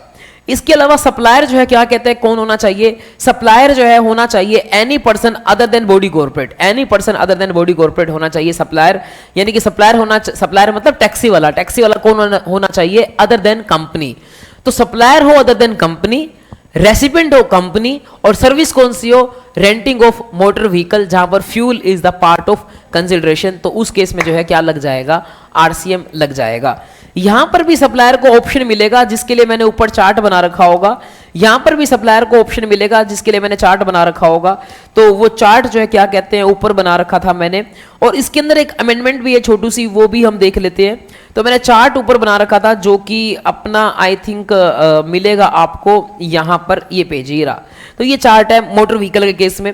तो यहां पर भी 2 ऑप्शन मिलते हैं। सप्लायर चाहे तो क्या कर सकता है, एफसीएम में आ सकता है। बेटा मैंने 3 सर्विसेज बताई जहां 2 ऑप्शन मिलते हैं, एक तो जीटीए की सर्विस बताई, एक ऑथर की सर्विस बताई, और एक ये रेंटिंग ऑफ मोटर व्हीकल। यहां पर भी 2 ऑप्शन मिलते हैं। आप चाहो तो एफसीएम में आ सकते हो, एफसीएम में आओगे तो 12% टैक्स लगेगा आपको। हाँ, यहां आपको 2 ऑप्शन नहीं है। कौन से 2 ऑप्शन, कि भाई एफसीएम में भी 5 और एफसीएम में भी 12, यहां पर एक ही ऑप्शन है। एफसीएम में आओगे तो कितना, 12, आरसीएम में आओगे तो कितना, 5। तो आरसीएम में आपको 5 और अपना रिवर्स चार्ज लग जाएगा, एफसीएम में जो है क्या कहते हैं 12। इनका चार्ट थोड़ा सा कंफ्यूजन है, जिसमें क्या बोला है, सप्लायर बॉडी कॉर्पोरेट है तो भी आप एफसीएम में आ जाओगे, वो तो ऑब्वियस ही बात है, कंडीशन ही सेटिस्फाई नहीं हो रही। कंडीशन थी आपकी सप्लायर होना चाहिए other than body corporate, resident होना चाहिए बॉडी कॉर्पोरेट। तो ये एक बार चार्ट पढ़ लेना। कुल मिला के इस चार्ट को कराने का मेरा इतना पर्पस है कि आप चाहो तो नीचे वाला ये सारा पार्ट काट सकते हो। सिंपल सी बात याद रखनी है कि रेंटिंग और मोटर व्हीकल के इसमें जो है वो 2 ऑप्शन मिलते हैं। वो कौन से, 5%, 12%, 5% आरसीएम, 12% एफसीएम। हाँ, आरसीएम तभी बन पाओगे जब वो कंडीशन सेटिस्फाई करोगे। कंडीशन कौन सी थी, सप्लायर होना चाहिए अदर देन बॉडी कॉर्पोरेट और रेसिडेंट होना चाहिए body corporate, and fuel is also included in the consideration.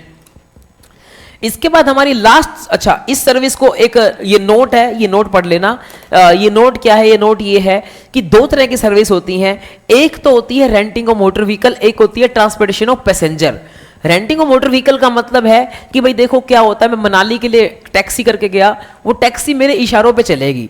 Driver को कहूंगा बेटे रोक दे, पहाड़ आ चुके हैं, साइट सीइंग करता हूं, मैं फोटो खींचनी है, तो रोक देगा वो। मैं कहूंगा यहाँ पर टॉयलेट ब्रेक है, यहाँ पर जो है सुसु ब्रेक है, यहाँ जो है अपना खाना मैगी ब्रेक है, वो रोक देगा गाड़ी, वो मेरे अकॉर्डिंग चलेगा। तो ये होता है रेंटिंग ऑफ मोटर व्हीकल। यहाँ हम इस सर्विस की बात कर रहे हैं, यहाँ पर आरसीएम लगता है। लेकिन दूसरी सर्विस होती है ट्रांसपोर्टेशन ऑफ पैसेंजर। जैसे कि आप रोडवेज की बस में जाते हो तो आपकी सहूलियत के हिसाब से वो नहीं रोकते हैं। आपको कितना ही जोर से सुसु आया वो रोकेंगे नहीं, वो रोकेंगे रोहतक बस स्टैंड पे तो वहीं रोकेंगे, बीच में रास्ते में कहीं नहीं रोकेंगे। तो मतलब क्या है कि वहां पर क्या होता है, उनके डिफाइंड स्टॉपेज होते हैं, वहीं पर बस रुकती है, आपके सहूलियत के हिसाब से नहीं रुकती है। तो उसको सर्विस को क्या बोलते हैं, ट्रांसपोर्टेशन ऑफ पैसेंजर, वहां आरसीएम नहीं लगता।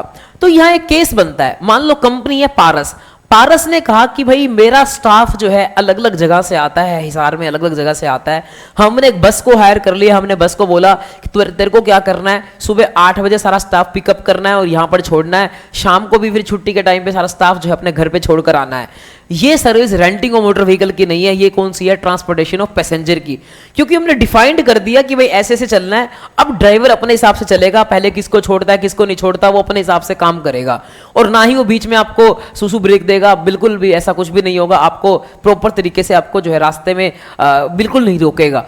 तो इस वजह से ये सर्विस होगी ट्रांसपोर्टेशन ऑफ पैसेंजर, यहां आरसीएम नहीं लगेगा। आरसीएम कहां लगेगा, अगर क्या कहता है पारस कहता है कि मेरे हिसाब से काम करना है, 6 बजे गाड़ी लेकर आ जाना, हम बताएंगे एम्प्लॉइज को इधर छोड़ना है इधर छोड़ना है, ऐसे करना है ऐसे करना है, तो उसके अकॉर्डिंग फिर अगर गाड़ी किसके अकॉर्डिंग चल रही है, पारस के अकॉर्डिंग, तो फिर वहां पर रेसिपेंट जो है उसका हक ज्यादा बन जाता है। तो गवर्नमेंट कहती है यहां पर क्या लग जाएगा, आरसीएम। तो रेंटिंग ऑफ मोटर व्हीकल की सर्विस अगर प्रोवाइड की जाए टू अ स्पेसिफाइड रेसिपेंट तो ही आरसीएम लगता है। ट्रांसपोर्टेशन ऑफ पैसेंजर प्रोवाइड की जाए तो आरसीएम नहीं लगता, वहां क्या लगता है, एफसीएम। तो ये इसका नोट है, ये भी आप पढ़ लेना। इसके बाद जो है क्या कहते हैं अपना हम ये वाली सर्विस भी कर चुके हैं। अब हमारी लास्ट सर्विस बचती है जो कि कौन सी है, जो कि है 16 सर्विस, जिसके अंदर क्या आता है, सिक्योरिटी अपना किराए पे देने की सर्विस। ये ज़्यादा इंपॉर्टेंट नहीं है, यहाँ पर सिंपल सी बात है, अगर सिक्योरिटी किराए पर दी जाती है, यानी कि मेरे पास शेयर्स पड़े हैं, मैं किसी और को किराए पे दे देता हूँ, तो उसको जो है सिक्योरिटी लेंडिंग सर्विस बोलते हैं। जो जिसको मैंने किराए पे दिया है वो मेरे को क्या करेगा, वो मेरे को बदले में कुछ पैसे देगा, तो उसको जो है वो रेसिपिएंट है, वो उसके ऊपर आरसीएम लग जाएगा। तो जो भी किराए पे शेयर्स लेगा उसको जीएसटी पे करना पड़ेगा, रेसिपिएंट को जीएसटी पे करना पड़ेगा, बोरोवर को जो है जीएसटी पे करना पड़ेगा। सिंपल बात ये है। अब बेटे ये सारी बातें हो चुकी है, तो एक मेरा लास्ट चार्ट बच गया जो कि किसका है, अपना गवर्नमेंट का, वो मैं लास्ट में टेकअप करना चाहूंगा। पहले मैं अपना बाकी ये चैप्टर कंप्लीट कर लेता हूं। इसके अंदर और क्या बच गया, एक तो बच गया आपका ईसीओ, और क्या बच चुका है, एक तो बचता है ईसीओ, एक 9(4) बचता है। 9(4) ज्यादा इंपॉर्टेंट नहीं है, आप उसमें इतना समझ सकते हो कि भाई क्या होता है। 9(4) तो सिंपल सा है कि अपना अगर सर्विस, कौन सी सर्विस, बिल्डर, अगर बिल्डर जो है कोई सामान खरीदता है, रोडी क्रशर खरीदता है, ईंट खरीदता है, ये सब चीजें खरीदता है, 9(4) में आता है वो। तो वहां पर अगर बिल्डर खरीदता है, एक चार्ट मैंने बनवाया हुआ है, बस उतना कर लेना तो सफिशिएंट है आपके लिए। तो यहां पर क्या है, अगर बिल्डर क्या खरीदता है, मशीन खरीदता है, अगर बिल्डर मशीन खरीदता है तो वहां जो है अगर बिल्डर मशीन खरीदता है और उसने 1 रुपए की भी मशीन किससे खरीदी, अनरजिस्टर्ड से, तो जितना वो मशीन अनरजिस्टर्ड से खरीदेगा उस पार्ट पे क्या लग जाएगा, आरसीएम, यानी कि बिल्डर को टैक्स पे करना पड़ेगा जो भी बिल्डिंग्स बनाता है। सपोज करो कोई बिल्डर है डीएलएफ, डीएलएफ ने क्या किया, 5 लाख की मशीन खरीदी, 1 लाख की अनरजिस्टर्ड से, 4 लाख की रजिस्टर्ड से, तो जो 1 लाख रुपए की अनरजिस्टर्ड से खरीदी है उसके ऊपर क्या लग जाएगा, आरसीएम, बिल्डर को टैक्स पे करना पड़ेगा। इसके अलावा बिल्डर ने सीमेंट खरीदी अगर अनरजिस्टर्ड से, तो वहां पर भी क्या लग जाएगा, आरसीएम, और टैक्स किसको पे करना पड़ेगा, बिल्डर को पे करना पड़ेगा। लेकिन अगर बिल्डर ने क्या खरीदा है, सीमेंट को छोड़कर बाकी चीजें जैसे कि ब्रिक्स, आयरन या लेबर, तो वहां पर उसको छूट मिलती है कि वो अप टू 20% किससे खरीद सकता है, अनरजिस्टर्ड से। अगर वो 20% से ज्यादा अनरजिस्टर्ड से खरीदता है तो लग जाएगा आरसीएम, वो भी ज्यादा वाली अमाउंट पे। जैसे कि यहां पर एक एग्जांपल करवा रखा है कि सपोज करो उसने 50 करोड़ का सामान खरीदा, जिसमें से 35 करोड़ का था रजिस्टर्ड से और 15 करोड़ का था अनरजिस्टर्ड से, तो 50 करोड़ का 20% बनता है 10 करोड़। 10 करोड़ तक का वो खरीद सकता था किससे, अनरजिस्टर्ड से। उसने खरीद कितना लिया अनरजिस्टर्ड से, करोड़ ज्यादा खरीद लिया तो 5 करोड़ के ऊपर क्या लग जाएगा, आरसीएम लग जाएगा, जिसमें किसको टैक्स पे करना पड़ेगा, बिल्डर को टैक्स पे करना पड़ेगा। इतनी सी बात थी, ये ज्यादा इंपॉर्टेंट नहीं है। जो अब अगली इंपॉर्टेंट बात है वो है अपनी, ये बाकी जो बातें मैं नहीं करा रहा उसको आप काट सकते हो, सीधा आप आ सकते हो ईसीओ की तरफ। ईसीओ के अंदर एक तो ये क्लैरिफिकेशन है वो पढ़नी है अपने को, पेज नंबर 36 पे याद करना, और एक ईसीओ का जो है क्या कहते हैं डायग्राम करना है पहले। ईसीओ का मतलब क्या होता है, ईसीओ का मतलब होता है जहां ई कॉमर्स ऑपरेटर जैसे कि ओला उबर है या फिर अमेजोन है या फिर फ्लिपकार्ट मिंत्रा, ये सारे जबोंग, ये सब जो है ईसीओ आते हैं।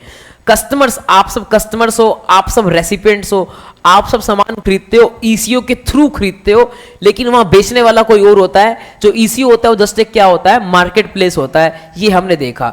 ईसीओ कभी भी खुद के प्रोडक्ट्स नहीं बेचता, ईसीओ हमेशा जो है दूसरों के प्रोडक्ट्स बेचता है। अगर वो खुद के प्रोडक्ट बेचता है तो उसको ईसीओ नहीं बोलते हैं, ये बात आप ध्यान रखना। अब जो है क्या कहते हैं, अमेजोन जो है मान लेते हैं उस पे मेरा सामान बेच रहा है, मेरी क्लासेस बेच रहा है अमेजोन, तुम क्लासेस खरीद रहे हो, तो अमेजोन भी एक ईसीओ है। पहले तो हमने ये जान लिया ईसीओ कौन होता है। अब ईसीओ के केस में क्या होता है, गवर्नमेंट कहती है अगर तुम ईसीओ हो और तुम 9(5) में कवर्ड होते हो तो तुम्हारे ऊपर क्या लग जाएगा, 9(5) लग जाएगा और तुम्हें टैक्स पे करना पड़ेगा। किसको टैक्स पे करना पड़ेगा, ईसीओ को। और अगर तुम ईसीओ हो और 9(5) में कवर्ड नहीं होते, 9(5) में कवर नहीं होते, तो फिर उस केस में टैक्स कौन पे करेगा, सप्लायर पे करेगा। क्या लगेगा, एफसीएम लगेगा, नॉर्मल सप्लायर जो है टैक्स पे करेगा। हाँ, लेकिन उस केस में जब सप्लायर टैक्स पे करेगा तो 1% टीसीएस जो है, वो टीसीएस का रेट बाद में बता दूंगा, टीसीएस लग जाएगा, वहां पर टीसीएस काटना पड़ेगा, आई थिंक 2% होता है, तो वो अपना टीसीएस जो है वो लग जाएगा। तो मतलब कहने का क्या है कि या तो लगेगा 9(5) ईसीओ पे, या क्या लगेगा, टीसीएस। दो में से एक बात तो पक्का लगेगी, तो या तो लगेगा 9(5) या क्या लगेगा, टीसीएस। हाँ, ऐसा भी हो सकता है कि पूरी की पूरी सर्विस पे टैक्स ही ना लगे, एग्जम्प्ट हो जाए, अगर सप्लायर अनरजिस्टर्ड है तो वो मैं आपको टीसीएस चैप्टर में बताऊंगा। यहां पर तो हमें इधर क्या बात करनी है, 9(5) की। अगर तुम ईसीओ हो और 9(5) में तुम्हारी सर्विसेज क्या है, स्पेसिफाइड है, तो फिर तुम्हारे को किसको टैक्स पे करना पड़ेगा, 9(5) में टैक्स पे करना पड़ेगा, किसको, ईसीओ को टैक्स पे करना पड़ेगा। क्या आपको बात समझ आती है, ठीक है, आगे चलते हैं। अब हमें बात ये करनी है कि भाई ईसीओ को टैक्स पे करना पड़ेगा, मान लेते हैं ईसीओ को टैक्स पे करना पड़ेगा, तो ईसीओ को इंडिया में कोई ना कोई ऑफिस होगा, वो टैक्स पे कर देगा, जो ईसीओ का ऑफिस होगा। अगर ईसीओ का ऑफिस नहीं है, ECO does not have a physical presence in the India, then ECO को क्या करना पड़ेगा, ईसीओ का कोई भी एजेंट होगा उसको लायबल मानना पड़ेगा, वो टैक्स पे कर देगा। और अगर आपका इंडिया में कोई एजेंट भी नहीं है तो यू शुड अपॉइंट एजेंट, तो आपको एजेंट क्या करना पड़ेगा, अपॉइंट करना पड़ेगा। या तो आपका ऑफिस टैक्स पे कर देगा या आपका रिप्रेजेंटेटिव टैक्स पे कर देगा, और आपका रिप्रेजेंटेटिव भी नहीं है तो आपको क्या करना पड़ेगा, अपॉइंट करना पड़ेगा। ये सारी बातें कहां लिखी हैं, 9(5) में लिखी हैं, एक्ट की रीडिंग कर लेना, सेम यही बात आपको लिखी मिल जाएगी। और आगे चलते हैं। अब हमें जो है क्या कहते हैं, यहां पर एक्ट की रीडिंग करके इतना मजा नहीं आएगा, क्योंकि एक्ट में तो सिर्फ इतना ही लिखा था। हमें मेन यहां पर पढ़नी है वो 4 सर्विसेज जो कि क्या है, वो 4 सर्विसेज जो कि क्या है, स्पेसिफाइड है, किसके अंदर, ईसीओ के अंदर, 9(5) के अंदर स्पेसिफाइड है वो 4 सर्विसेज, जिसके ऊपर टैक्स किसको पे करना पड़ता है, ईसीओ को। वहां टीसीएस अप्लाई नहीं होता है। तो 4 सर्विसेज कौन सी है जिसके ऊपर क्या लगता है, ईसीओ को टैक्स पे करना पड़ता है, वो 4 सर्विसेज कौन सी हैं। तो पहली सर्विस जो है क्या कहते हैं, यहां पर आती है, गुड्स के केस में कभी भी नहीं लगता, तो गुड्स को तो साइड में कर दो।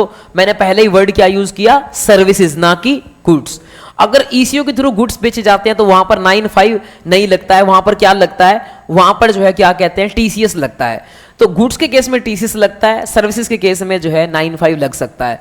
तो गुड्स के केस में यानी कि अमेजोन वगैरह बच गए, उनको जो है 9(5) में वो कवर्ड नहीं है। बाकी कौन कवर्ड है, देखो 9(5) में कौन कवर्ड है, देखो 4 सर्विसेज कवर्ड है, जैसे कि ट्रांसपोर्टेशन ऑफ पैसेंजर की सर्विस कवर्ड है, ओला उबर वाले की। यानी कि उसमें क्या होता है, आप लोग टैक्सी बुक कराते हो ओला उबर की, ओला उबर एक ऐप है, टैक्सी उनकी नहीं होती, टैक्सी किसकी होती है, ड्राइवर की, कैब उसकी खुद की होती है। ओला उबर सिर्फ जो है क्या कहते हैं उसको, क्या पे अपना जो है टैक्सी उसकी खुद की होती है। ओला उबर आपसे पैसे चार्ज करते हैं, आप 1000 रुपए देते हो, 1000 में से 700-800 रुपए जो है किसको दे दिए जाते हैं, ड्राइवर को। बीच में कमीशन ओला उबर रख लेते हैं, 200-300 रुपए अपना कमीशन रख लेते हैं। तो ओला उबर सिर्फ क्या है, एक मार्केट प्लेस है, उनकी खुद की टैक्सेस नहीं होती हैं, तो वो ईसीओ की डेफिनेशन में आते हैं ओला उबर, और उनके ऊपर क्या लगता है, 9(5) लगता है। यानी कि टैक्स किसको पे करना पड़ता है, ईसीओ को। ना पे करना सप्लायर को यानी कि टैक्सी वाले को ना पे करना है रेसिडेंट को, टैक्स किसको पे करना है, ईसीओ को। पे करने का मतलब ये नहीं है वो अपनी जेब से पे करेगा, वो टैक्स रिकवर किससे करेगा, तुमसे करेगा। टैक्स रिकवर किससे करेगा, तुमसे करेगा। किससे रिकवर करेगा, तुमसे करेगा, तुमसे रिकवर करेगा। और वो सिर्फ गवर्नमेंट को क्या करेगा, जमा कराएगा। 9(5) में वो टैक्स गवर्नमेंट को जमा कराएगा, ईसीओ जो है अपना टैक्स जमा कराएगा गवर्नमेंट को, irrespective of turnover of supplier. यानी कि टैक्सी वाला गरीब हो, टैक्सी वाला अमीर हो, टैक्सी वाले की क्या टर्नओवर हो, कोई फर्क नहीं पड़ता, हमेशा यहां पर 9(5) लग जाएगा और ईसीओ को टैक्स जमा करना पड़ेगा। दूसरी सर्विस आती है अकोमोडेशन इन होटल, ओयो मेक माई ट्रिप। मैं 2-3 दिन से अपना कोशिश कर रहा था कोई अपना जो है ट्रिप अपना घूमने की, और ट्राई कर रहा था कोई मेक माई ट्रिप से होटल ढंग का मिल जाए। तो मैं उसमें ये देखता हूं कि भाई वहां पर जो है जो भी होटल्स हैं वो होटल मेक माई ट्रिप के खुद के नहीं है। मेक माई ट्रिप जस्ट एक क्या काम करता है, ईसीओ का काम करता है, मार्केट प्लेस का काम करता है। और वहां पर जो है क्या कहते हैं, जैसे 20,000 रुपए का होटल है तो उसके अंदर 20,000 रुपए के अंदर जीएसटी इंक्लूडेड है मान लेते हैं, तो जो भी जीएसटी है वो मेक माई ट्रिप मेरे से कलेक्ट कर लेगा और कलेक्ट करके किसको जमा कराएगा, गवर्नमेंट को जमा कराएगा। तो ये जो है केस बनता है। बट मेक माई ट्रिप तभी जमा कराएगा जब क्या कहते हैं अपना क्या होता है, supplier is not liable for recession, यानी कि सप्लायर के टर्नओवर क्या है, कम है।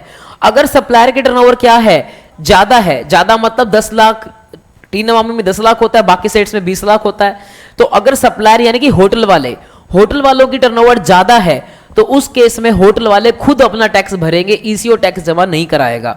ऑल तो आपको पता है कंसिडरेशन जो है वो क्या होता है, मेक माई ट्रिप लेता है। एक बार मेरे से कंसिडरेशन कौन चार्ज कर लेगा, मेक माई ट्रिप। फिर मेक माई ट्रिप सारा कंसिडरेशन किसको पास ऑन कर देगा, अपना सप्लायर को यानी कि होटल वाले को। होटल वाला फिर खुद ही जीएसटी जमा कराएगा, किसको, गवर्नमेंट को जमा कराएगा। तो गवर्नमेंट कहती है हमें लेना देना नहीं है कि कंसिडरेशन कौन इकट्ठा कर रहा है कौन नहीं कर रहा। हमारे सिंपल सी बात है, अगर होटल की टर्नओवर जो है अपना 20 लाख से ज्यादा है तो उस केस में होटल खुद जीएसटी जमा कराएगा गवर्नमेंट को, और अगर होटल की टर्नओवर कम है तो उस केस में कौन जमा कराएगा, ईसीओ जमा कराएगा गवर्नमेंट को। इसके अलावा जो है क्या कहते हैं, अगली सर्विस आती है हाउस कीपिंग प्लम्बिंग की। वहां पर एक कंपनी है अर्बन कंपनी, यहां पर भी प्लम्बर कोई और होता है, वो सप्लायर होता है, रेसिडेंट हम होते हैं, और अर्बन कंपनी जो है सिर्फ एक क्या है, एग्रीगेटर। यहां पर भी टैक्स कौन जमा कराएगा, अर्बन कंपनी जमा कराएगी, अगर इन सब लोगों की टर्नओवर क्या होगी, थ्रेशोल्ड से कम होगी। अगर इनकी टर्नओवर थ्रेशोल्ड से ज्यादा है तो उस केस में ये खुद जमा कराएंगे, फिर अर्बन कंपनी जमा नहीं कराएगी। लास्ट आता है भाई केस रेस्टोरेंट का। मैंने भाई जब भी दिल्ली जाता हूं तो खाना ऑर्डर करता हूं जोमेटो के थ्रू, और जोमेटो के थ्रू ऑर्डर करता हूं 500 का 1000 का खाना होता है। उस केस में जो है मोस्टली केस ये होते हैं कि अपना जो है टैक्स कौन जमा कराएगा, ईसीओ, यानी कि कौन जमा कराएगा, जोमेटो जमा कराएगा। जोमेटो क्यों जमा कराएगा, क्योंकि 1000 रुपए का जो है क्या कहते हैं प्रोडक्ट अपना फूड है जिसके ऊपर 5% जीएसटी लगा है, मान लो 50 रुपए, वो 50 रुपए जोमेटो इकट्ठा कर लेता है, फिर जोमेटो क्या करता है, वो गवर्नमेंट को टैक्स जमा कराता है 50 रुपए, और 1000 रुपए का जो फूड बचता है उसमें से वो अपना कमीशन काट कर किसको दे देता है, वो अपना जो है जो भी रेस्टोरेंट होता है उसको दे देता है।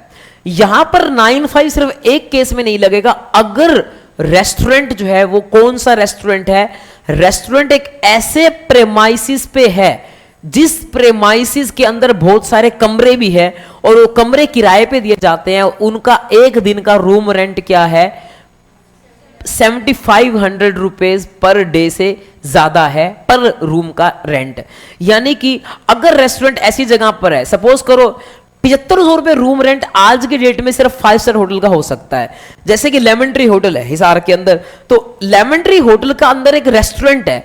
अगर मैं उस रेस्टोरेंट से खाना मंगाऊंगा किसके थ्रू, जोमेटो के थ्रू, तो खाना जोमेटो ले जरूर आएगा, लेकिन उसके ऊपर जो टैक्स होगा वो कौन पे करेगा, लेमन ट्री होटल खुद पे करेगा, क्योंकि लेमन ट्री होटल का जो रेस्टोरेंट है वो एक ऐसे प्रेमाइसिस पे है जिसका रूम का रेंट 7500 रुपए से क्या है, ज्यादा है पर डे का, तो इसीलिए वहां पर लेमन ट्री का रेस्टोरेंट खुद टैक्स पे करेगा, वहां 9(5) नहीं लगेगा। तो 9(5) तभी लगेगा अगर जोमेटो के थ्रू आप खाना ऑर्डर करते हो ऐसे रेस्टोरेंट से जो कि गरीब है, जो कि एक ऐसे प्रेमाइसिस पे नहीं है जिसका रूम रेंट ज्यादा है, या तो एक खुद अलग रेस्टोरेंट है वो उसके रूम्स हैं ही नहीं, या फिर रूम्स हैं तो उनका रूम का रेंट क्या है, कम है 7500 रुपए से। जैसे मस्टर्ड है, उनका रूम का रेंट 4-5 हजार 6 हजार के आसपास रहता है, 7500 से कम है। तो अगर आप मस्टर्ड से खाना ऑर्डर करते हो तो उसका टैक्स जो है कौन पे करेगा, जोमेटो पे करेगा, 9(5) उसके ऊपर लग जाएगा। तो ये 4 केस हैं जहां पर 9(5) लगता है, ओला उबर के ऊपर, और मेक माई ट्रिप अकोमोडेशन सर्विस के ऊपर तीसरा, अर्बन कंपनी के ऊपर चौथा, जोमेटो वगैरह के ऊपर जो है वो भी अगर स्पेसिफाइड प्रीमाइसेस में नहीं है तो ये जो है क्या कहते हैं, मैंने आपको करा दी वो सर्विसेज जिसके ऊपर जो है लग जाता है 9(5). तो ये सारी मैंने करा चुका हूं और इसके मैंने अलग से चार्ट भी बना रखे हैं, अगर आपको पढ़ने हो ये चार्ट पढ़ लेना और ज्यादा आपको क्लैरिटी मिल जाएगी। तो इन सब के चार्ट भी मैंने बनवा रखे हैं। इसके अलावा कुछ एग्जाम्पल बना रखे हैं जो कि करने की जरूरत नहीं है, खास रिक्वायरमेंट नहीं है। अब एक रेस्टोरेंट वालों के लिए कुछ क्लैरिफिकेशन आई थी, ये क्लैरिफिकेशन जो इंपॉर्टेंट है वो करवा देता हूं मैं, सारी की सारी इंपॉर्टेंट नहीं है, जो इंपॉर्टेंट है वो करवा देता हूं। जैसे कि क्या क्लैरिफिकेशन आई थी, पहली clarification, ECO not to collect TCS. जहां पर 9(5) लग जाता है वहां पर फिर टीसीएस नहीं लगेगा, ये मैं ऑलरेडी बता चुका हूं, उन्होंने कोई भी खास बात नहीं बताई है। Second point, ECO not required to take separate registration for paying tax. तो जहां 9(5) लगता है 9(5) के अंदर जो है वो क्या होगा, ईसीओ को टैक्स पे करना है, तो उसके लिए उसको सेपरेट रजिस्ट्रेशन नहीं लेना, जो उसका पहले ही रजिस्ट्रेशन होगा अपना 9(5) हो सकता है ईसीओ खुद की सर्विस भी बेचे, तो वो जो खुद की सर्विस बेचता है उसके लिए जो उसका रजिस्ट्रेशन है वही रजिस्ट्रेशन उसका सफिशिएंट रहेगा, 9(5) की टैक्स भी वही पे कर सकता है। सर समझ नहीं आया, समझने के तौर पे ये देखो, पारस जो है अपनी आउटपुट पे भी टैक्स भरता है और पारस 9(3) में उसके ऊपर क्या लग जाता है, आरसीएम के ऊपर भी टैक्स लगता है। तो क्या पारस को आरसीएम का टैक्स भरने के लिए सेपरेट रजिस्ट्रेशन लेना पड़ता है? नहीं, एक ही रजिस्ट्रेशन से वो क्या कर सकता है, 9(3) का भी टैक्स भर सकता है और 9(1) में एफसीएम का भी टैक्स भर सकता है। ऐसे ही ईसीओ भी क्या कर सकता है, 9(5) का भी टैक्स भर सकता है और नॉर्मल उसका एफसीएम का टैक्स भी भर सकता है, कोई भी दिक्कत नहीं है, उसको सेपरेट रजिस्ट्रेशन लेने की जरूरत नहीं है। तीसरा पॉइंट आता है, eco to pay tax on the restaurant service supplied through them. हाँ, जहां 9(5) लग जाएगा वहां पर अपना जो है ईसीओ को टैक्स पे करना पड़ेगा, ये कराया हुआ है। अगला आता है कि एग्रीगेट टर्नओवर किस में काउंट होगा। तो भाई जो ये सर्विस है, जो कि रेस्टोरेंट की सर्विस है, जो फूड की सर्विस है, ये किसके टर्नओवर में काउंट होगी? तो ये काउंट होगी रेस्टोरेंट के टर्नओवर में, क्योंकि यहां पर जो है सर्विस किसकी कौन प्रोवाइड कर रहा है, रेस्टोरेंट प्रोवाइड कर रहा है, तो रेस्टोरेंट की सर्विस के अंदर टर्नओवर में काउंट होगी, ईसीओ के टर्नओवर में काउंट नहीं होगी। ईसीओ के टर्नओवर में तो सिर्फ ईसीओ का क्या काउंट होगा, कमीशन काउंट होगा। Restaurant services provided through ECO not to be considered as inward supply of ECO. ये ईसीओ का ये ईसीओ की इनपुट सर्विस नहीं है, इसका आईटीसी नहीं मिलेगा ईसीओ को। भाई रेस्टोरेंट की सर्विस जो है ईसीओ की इनपुट सर्विस थोड़ी ना है, इसका रेसिडेंट कौन है, जो खाना खाने वाला है। मैंने अभी दिल्ली गया था, पनीर टिक्का खाया था 600 रुपए का गुलाटी ब्रदर्स से, और वो जो पनीर टिक्का था वो भाई उसका रेसिडेंट कौन था, मैं था, रेसिडेंट उसका कौन था, मैं था। तो इसीलिए जो है उसका आईटीसी किसको मिलेगा, मेरे को मिलेगा, बट मेरे को भी नहीं मिल पाएगा। क्यों? क्योंकि फूड का कभी भी आईटीसी नहीं मिलता है, अगर आप सेम लाइन ऑफ बिजनेस में हो तभी मिल पाता है। तो इसीलिए जो है क्या कहते हैं, ईसीओ को इसका कोई भी आईटीसी नहीं मिलेगा। अगली बात आती है, क्या ईसीओ को आईटीसी रिवर्स करना पड़ेगा? इस पॉइंट में बच्चों का बहुत डाउट आता है, बेटे इसको इतना ज्यादा आपको डिटेल में करने की जरूरत नहीं है। ईसीओ को कोई भी आईटीसी रिवर्स नहीं करना पड़ेगा, क्योंकि अभी भी वो एक आउटपुट सर्विस दे रहा है। कौन सी आउटपुट सर्विस दे रहा है ईसीओ? कमीशन की। जो मैंने आपको बताया था 1000 रुपए का फूड था, 50 रुपए का जीएसटी था, वो तो ईसीओ की सर्विस नहीं है, वो किसकी सर्विस है, रेस्टोरेंट की। बस उसका 50 रुपए टैक्स कौन जमा करा रहा है, ईसीओ। लेकिन 1000 रुपए में से ईसीओ क्या करेगा, थोड़ा बहुत क्या काटेगा, कमीशन। मान लो 100 रुपए जो है कमीशन काटेगा, वो जो 100 रुपए कमीशन है उसके ऊपर जीएसटी कौन चार्ज करेगा, ईसीओ। वो उसकी क्या कहते हैं, एफसीएम की लायबिलिटी बनेगी। 100 रुपए के कमीशन के ऊपर जो है वो एफसीएम की लायबिलिटी बनेगी ईसीओ की। तो वो जो एफसीएम की लायबिलिटी बनेगी, इसीलिए ईसीओ को भी आईटीसी मिल जाएगा। सर ईसीओ को किस चीज का आईटीसी मिलेगा, इस फूड का आईटीसी नहीं मिलेगा, ईसीओ को दूसरा आईटीसी मिलेगा, जैसे कि कोई रेंटिंग की सर्विस होगी, कोई एडवर्टाइजमेंट की सर्विस होगी, उन सब का जो है ईसीओ को आईटीसी मिल जाएगा। तो ईसीओ की आउटपुट सर्विस कौन सी मिलेगी, कमीशन की सर्विस। ईसीओ की इनपुट सर्विस कौन सी मिलेगी, कोई रेंटिंग वगैरह की सर्विस मिलेगी, उसका आईटीसी उसको मिल जाएगा। इसके अलावा GST to be paid by supplier on services not notified under, yes ये बात बिल्कुल ठीक है कि जो सर्विसेज 9(5) में कवर नहीं होती उनके ऊपर टैक्स इसको पे करना पड़ेगा सप्लायर को। जैसे मैंने एग्जांपल दिया, क्या लेमन ट्री होटल का जो रेस्टोरेंट है उसके ऊपर टैक्स इसको पे करना पड़ेगा, लेमन ट्री होटल को खुद को पे करना पड़ेगा। ईसीओ का, हाँ, इसमें इनवॉइस कौन बनाएगा, जहां 9(5) लगेगा तो वहां पर इनवॉइस कौन बनाएगा, 9(5) यानी कि ईसीओ बनाएगा। जैसे जोमेटो से जो मैं फूड ऑर्डर करता हूं सारा इनवॉइस कौन बनाता है, जोमेटो। और अगर क्या कहते हैं रेस्टोरेंट कोई बड़ा वाला है जहां पर 9(5) नहीं लगता, तो वहां इनवॉइस कौन बनाएगा, वो रेस्टोरेंट खुद बनाएगा। इसके अलावा जो है आगे लिख रखा है कि भाई अपना मान लेते हैं क्या होता है कि ईसीओ के थ्रू दो चीजें बेची जा रही हैं। ईसीओ के थ्रू दो चीजें बेची जा रही हैं, जैसे कि मान लो एक रेस्टोरेंट है, कोई एक रेस्टोरेंट है, ढाबा करके एक रेस्टोरेंट है जो कि दो चीजें बेचता है, गुड्स भी बेचता है, सर्विस भी बेचता है, ईसीओ के थ्रू। एक ही ईसीओ है, उसके थ्रू बेचता है, जोमेटो के थ्रू। आज तो ऐसा नहीं होता, फ्यूचर में हो सकता है कि जोमेटो गुड्स भी बेचने लग जाए और सर्विस भी बेचने लग जाए। अब गुड्स के ऊपर तो 9(5) नहीं लगता, लेकिन सर्विस के ऊपर 9(5) लगता है। तो गवर्नमेंट कहती है कि अगर फ्यूचर में ऐसा होगा तो उस केस में क्या करना पड़ेगा, इस सर्विस के ऊपर, जो कि रेस्टोरेंट की सर्विस है, उसके ऊपर तो 9(5) लग जाएगा और उसके ऊपर टैक्स किसको पे करना पड़ेगा, ईसीओ को। लेकिन जो गुड्स सप्लाई की जाएंगी किसके द्वारा, ईसीओ के द्वारा, उसके ऊपर ईसीओ टैक्स नहीं पे करेगा, क्योंकि ये गुड्स जो है वो कौन बेच रहा है, ढाबा बेच रहा है, इनके ऊपर 9(5) नहीं लगता। इनके ऊपर जो है क्या कहते हैं, टैक्स किसको पे करना पड़ेगा, इस ढाबा को ही पे करना पड़ेगा, ईसीओ टैक्स नहीं पे करेगा। तो ये जो है क्लैरिफिकेशन है, ज्यादा इंपॉर्टेंट नहीं थी तो मैंने थोड़ा फटाफट करा दिया। इसके बाद बेटे बात आती है, ईसीओ का टॉपिक हमारा हो चुका है खत्म, और अब हम चलते हैं आगे, जो कि हाँ इसमें कुछ अमेंडमेंट थी। क्या अमेंडमेंट थी इसके अंदर, हाँ ट्रांसपोर्ट वाले में एक अमेंडमेंट थी, वो करा देता हूं मैं आपको। अच्छा आपने याद दिलाया। गवर्नमेंट की अमेंडमेंट तो मैंने अभी कवर नहीं की है, वो तो मैं आपको देखता हूं कराऊंगा नहीं कराऊंगा। और क्योंकि अमेंडमेंट चैप्टर के अंदर गवर्नमेंट का पूरा चार्ट बनवा रखा है, जो अमेंडमेंट का लेक्चर लगाया था आपका, तो आप उसमें से कवर कर सकते हो कि गवर्नमेंट का पूरा चार्ट बनवा रखा है मैंने आपको अमेंडमेंट लेक्चर के अंदर, वो अपना यूट्यूब पर डलना ही है, वहां से कवर कर सकते हो। तो गवर्नमेंट को छोड़कर बाकी अपन देख लेते हैं। जैसे कि यहां पर आपने बोला कि सर एक अमेंडमेंट थी ट्रांसपोर्टेशन ऑफ पैसेंजर के केस में, तो ट्रांसपोर्टेशन ऑफ पैसेंजर का मैंने चार्ट बनवाया, ये चार्ट बना रखा है transportation of passenger through eco. इस चार्ट में मैंने क्या बना रखा है, ये बना रखा है कि अगर जो है ईसीओ के थ्रू सर्विस सप्लाई की जाती है ट्रांसपोर्टेशन ऑफ पैसेंजर की, जैसे ओला उबर का एग्जांपल दिया था, तो यहां एक लाइन लगा रखी है, इधर दो लाइनें लगा दो, और इसमें क्या होगा, ये कहेगा कि भाई अगर बाय ओमनी बस, अगर ओमनी बस जो है की सर्विस ली जाती है, अगर मैं क्या कहते हैं क्या करता हूं, ओमनी बस होती है ऐसी बस जो 6 से ज्यादा पैसेंजर कैरी करती है, तो सारी बस इसमें आती है।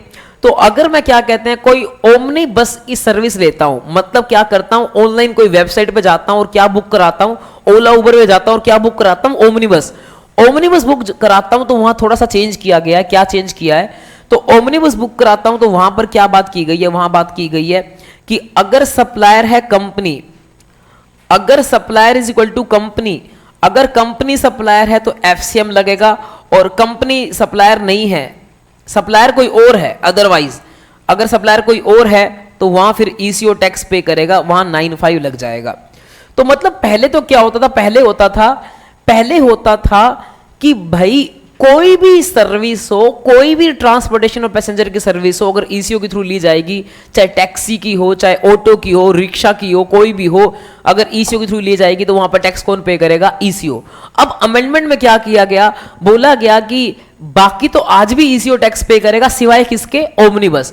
और ओमनी बस में एक एक्सेप्शन डाल दी गई कि ओमनी बस का अगर सप्लायर कौन होगा, कंपनी, तो वो खुद टैक्स पे करेगी, और अगर क्या कहते हैं उसका सप्लायर कौन है अदर देन कंपनी, तो कौन टैक्स पे करेगा, ईसीओ। तो छोटी सी अमेंडमेंट है, देखते हैं क्या क्वेश्चन इसके अंदर से आता है ये नहीं आता है। तो ईसीओ हो चुका है खत्म, अब अपने पास सिर्फ एक ही टॉपिक बचता है, वो क्या है, कंपोजिशन स्कीम। तो कंपोजिशन स्कीम कवर कर लेते हैं और फिर जो है क्या कहते हैं ये चैप्टर हो जाएगा खत्म। कंपोजिशन स्कीम बेटे मैं आपको करा दूंगा 2 मिनट के अंदर। बेटे एक ये थ्योरी का क्वेश्चन है, ये थ्योरी का क्वेश्चन जो है क्या कहते हैं, आपको ज्यादा इंपॉर्टेंट नहीं है, अपने आप थोड़ा सा पढ़ लेना। एचएसएन कोड के बारे में बताया हुआ है कि एचएसएन कोड 8 डिजिट के कोड होते हैं, जिसके अंदर शुरू की 2 डिजिट जो है वो चैप्टर नंबर, सेक्शन नंबर होता है, फिर चैप्टर नंबर होता है, फिर हेडिंग होती है, सब हेडिंग होती है, इस तरह से 8 डिजिट का डिवीजन किया जाता है। ये जो एचएसएन कोड है वो कहां से लिए हुए हैं, वर्ल्ड कस्टम ऑर्गेनाइजेशन से लिए हुए हैं। वहां जो है 6 डिजिट के कोड हुआ करते थे, हमने इंडिया में कॉपी करके कितने का बना दिया, 8 डिजिट का। गुड्स के केस में जो है एचएसएन कोड चलते हैं, और सर्विस के केस में कौन से कोड चलते हैं, एसएसी कोड चलते हैं, सर्विस अकाउंटिंग कोड चलते हैं, वो 6 डिजिट के होते हैं। तो यहां पहले मैंने एचएसएन कोड के बारे में लिखा है, और नीचे जो है सर्विसेज के बारे में लिखा है, एसएसी यहां पर चलते हैं, ये 6 डिजिट के होते हैं। इसके अलावा जो एचएसएन कोड होते हैं वो कहां कहां लिखे जाते हैं, मैं आपको आगे इनवॉइस चैप्टर में बताऊंगा कि एचएसएन कोड की 6 डिजिट लिखना मैंडेटरी है, जिनकी टर्नओवर 5 करोड़ से ऊपर होती है उनके लिए। और रिटर्न के अंदर भी जो है क्या कहते हैं 6 डिजिट एचएसएन कोड लिखना क्या है मैंडेटरी है, जिनकी टर्नओवर 5 करोड़ से ऊपर होती है उनके लिए। अब आ जाते हैं सेक्शन नंबर 10 पे। सेक्शन नंबर 10 में जो है क्या कहते हैं, क्या बातें आती हैं, कंपोजिशन डीलर की बातें आती हैं कि जो भी कंपोजिशन डीलर है वो कंपोजिशन डीलर क्या कर सकता है, कंपोजिशन डीलर टैक्स पे कर सकता है किसके अंदर, अपना जो है सिंपल 1% के हिसाब से टैक्स पे कर सकता है। बट कंपोजिशन स्कीम में वही आ सकता है जिसकी पिछले साल की टर्नओवर कितनी होती है, अप टू 1.5 करोड़ होती है। और यहां पर हम क्या चेक करते हैं, एग्रीगेट टर्नओवर चेक करते हैं। तो यहां पर क्या चेक करते हैं, एग्रीगेट टर्नओवर चेक करते हैं। और यहां आपको लिखा मिलेगा कि 50 लाख टर्नओवर, बट इसको बढ़ाकर कितना कर दिया है, 1.5 करोड़ कर दिया है कि 1.5 करोड़ तक की टर्नओवर के ऊपर जो है आप अपना टैक्स पे कर सकते हो 1% के हिसाब से। तो रेट 1% लगता है, जो आगे मैं आपको रीड करा दूंगा। आप यहां से रीड करने की, एक्ट की लैंग्वेज से रीड करने की कोई भी आवश्यकता आपको नहीं है, आगे आपको बेटर वे में पेश किया जाएगा तो आप वहां से रीड करेंगे। और इसके अलावा आगे चलते हैं। अब बेटे देखो, एक तो यहां पर बात आती है कि हमारी एग्रीगेट टर्नओवर की लिमिट हमें चेक करनी है। 1.5 करोड़ भी हो सकती है और 75 लाख भी हो सकती है, 50 लाख भी हो सकती है। सर अलग अलग क्यों है, कुछ स्टेट्स में 1.5 करोड़ है, कुछ स्टेट्स में कितनी है, 75 लाख है। और सर्विसेज के केस में कितनी है, 50 लाख है, चाहे कोई भी स्टेट हो, ठीक है। अब हमें चेक करनी होती है एग्रीगेट टर्नओवर। तो एग्रीगेट टर्नओवर में क्या क्या आता है, क्या क्या नहीं आता। भाई एग्रीगेट टर्नओवर में सारी वो बातें आती है जो मैंने चैप्टर नंबर 2 में सिखाई थी, जैसे कि exempt supply, taxable supply, export, interstate, सब आता है, सब काउंट होता है और आपकी सब चीजें काउंट होती हैं। एक्सक्लूड क्या क्या नहीं आता, हाँ टैक्सेस नहीं आते, जीएसटी नहीं आता, क्योंकि भाई जीएसटी तो भी लगना है ना, वो थोड़ी ना आ सकता है। इसके अलावा आरसीएम में जो आपने सर्विस रिसीव की है वो नहीं आती, क्योंकि वो तुम्हारी क्या है, इनपुट सर्विस, तुम्हारी आउटपुट नहीं है, वो नहीं आती। इसके अलावा अगर इंटरेस्ट है, इंटरेस्ट भी नहीं आता, इंटरेस्ट भी जो है क्या कहते हैं एग्रीगेट टर्नओवर में काउंट नहीं होता। तो ये बातें जो है हैं हमारी। इसके अलावा रेट कौन सा लगता है, रेट भाई लगता है मैन्युफैक्चरर के केस में रेट लगता है 1%। मैन्युफैक्चरर के केस में रेट लगता है 1%। यहां आधा क्यों लिखा रखा है, आधा सीजीएसटी आधा एसजीएसटी, 1% रेट लगता है। और रेस्टोरेंट के केस में रेट लगता है 5%, 2.5% सीजीएसटी, 2.5% एसजीएसटी। और ट्रेडर के केस में रेट लगता है, यहां पर भी 1% रेट लगता है। तो 1% रेट लगता है किस किस के केस में, ट्रेडर और मैन्युफैक्चरर के केस में। रेस्टोरेंट के केस में कितना रेट लगता है, 5%। और सर्विस वालों के केस में कितना रेट लगता है, 6% जो है वो रेट लगता है। 3% का रेट लगता है सीजीएसटी एसजीएसटी। इसके अलावा एक और बात आती है, मैन्युफैक्चरर के केस में रेट लगता है टर्नओवर इन स्टेट का 1%।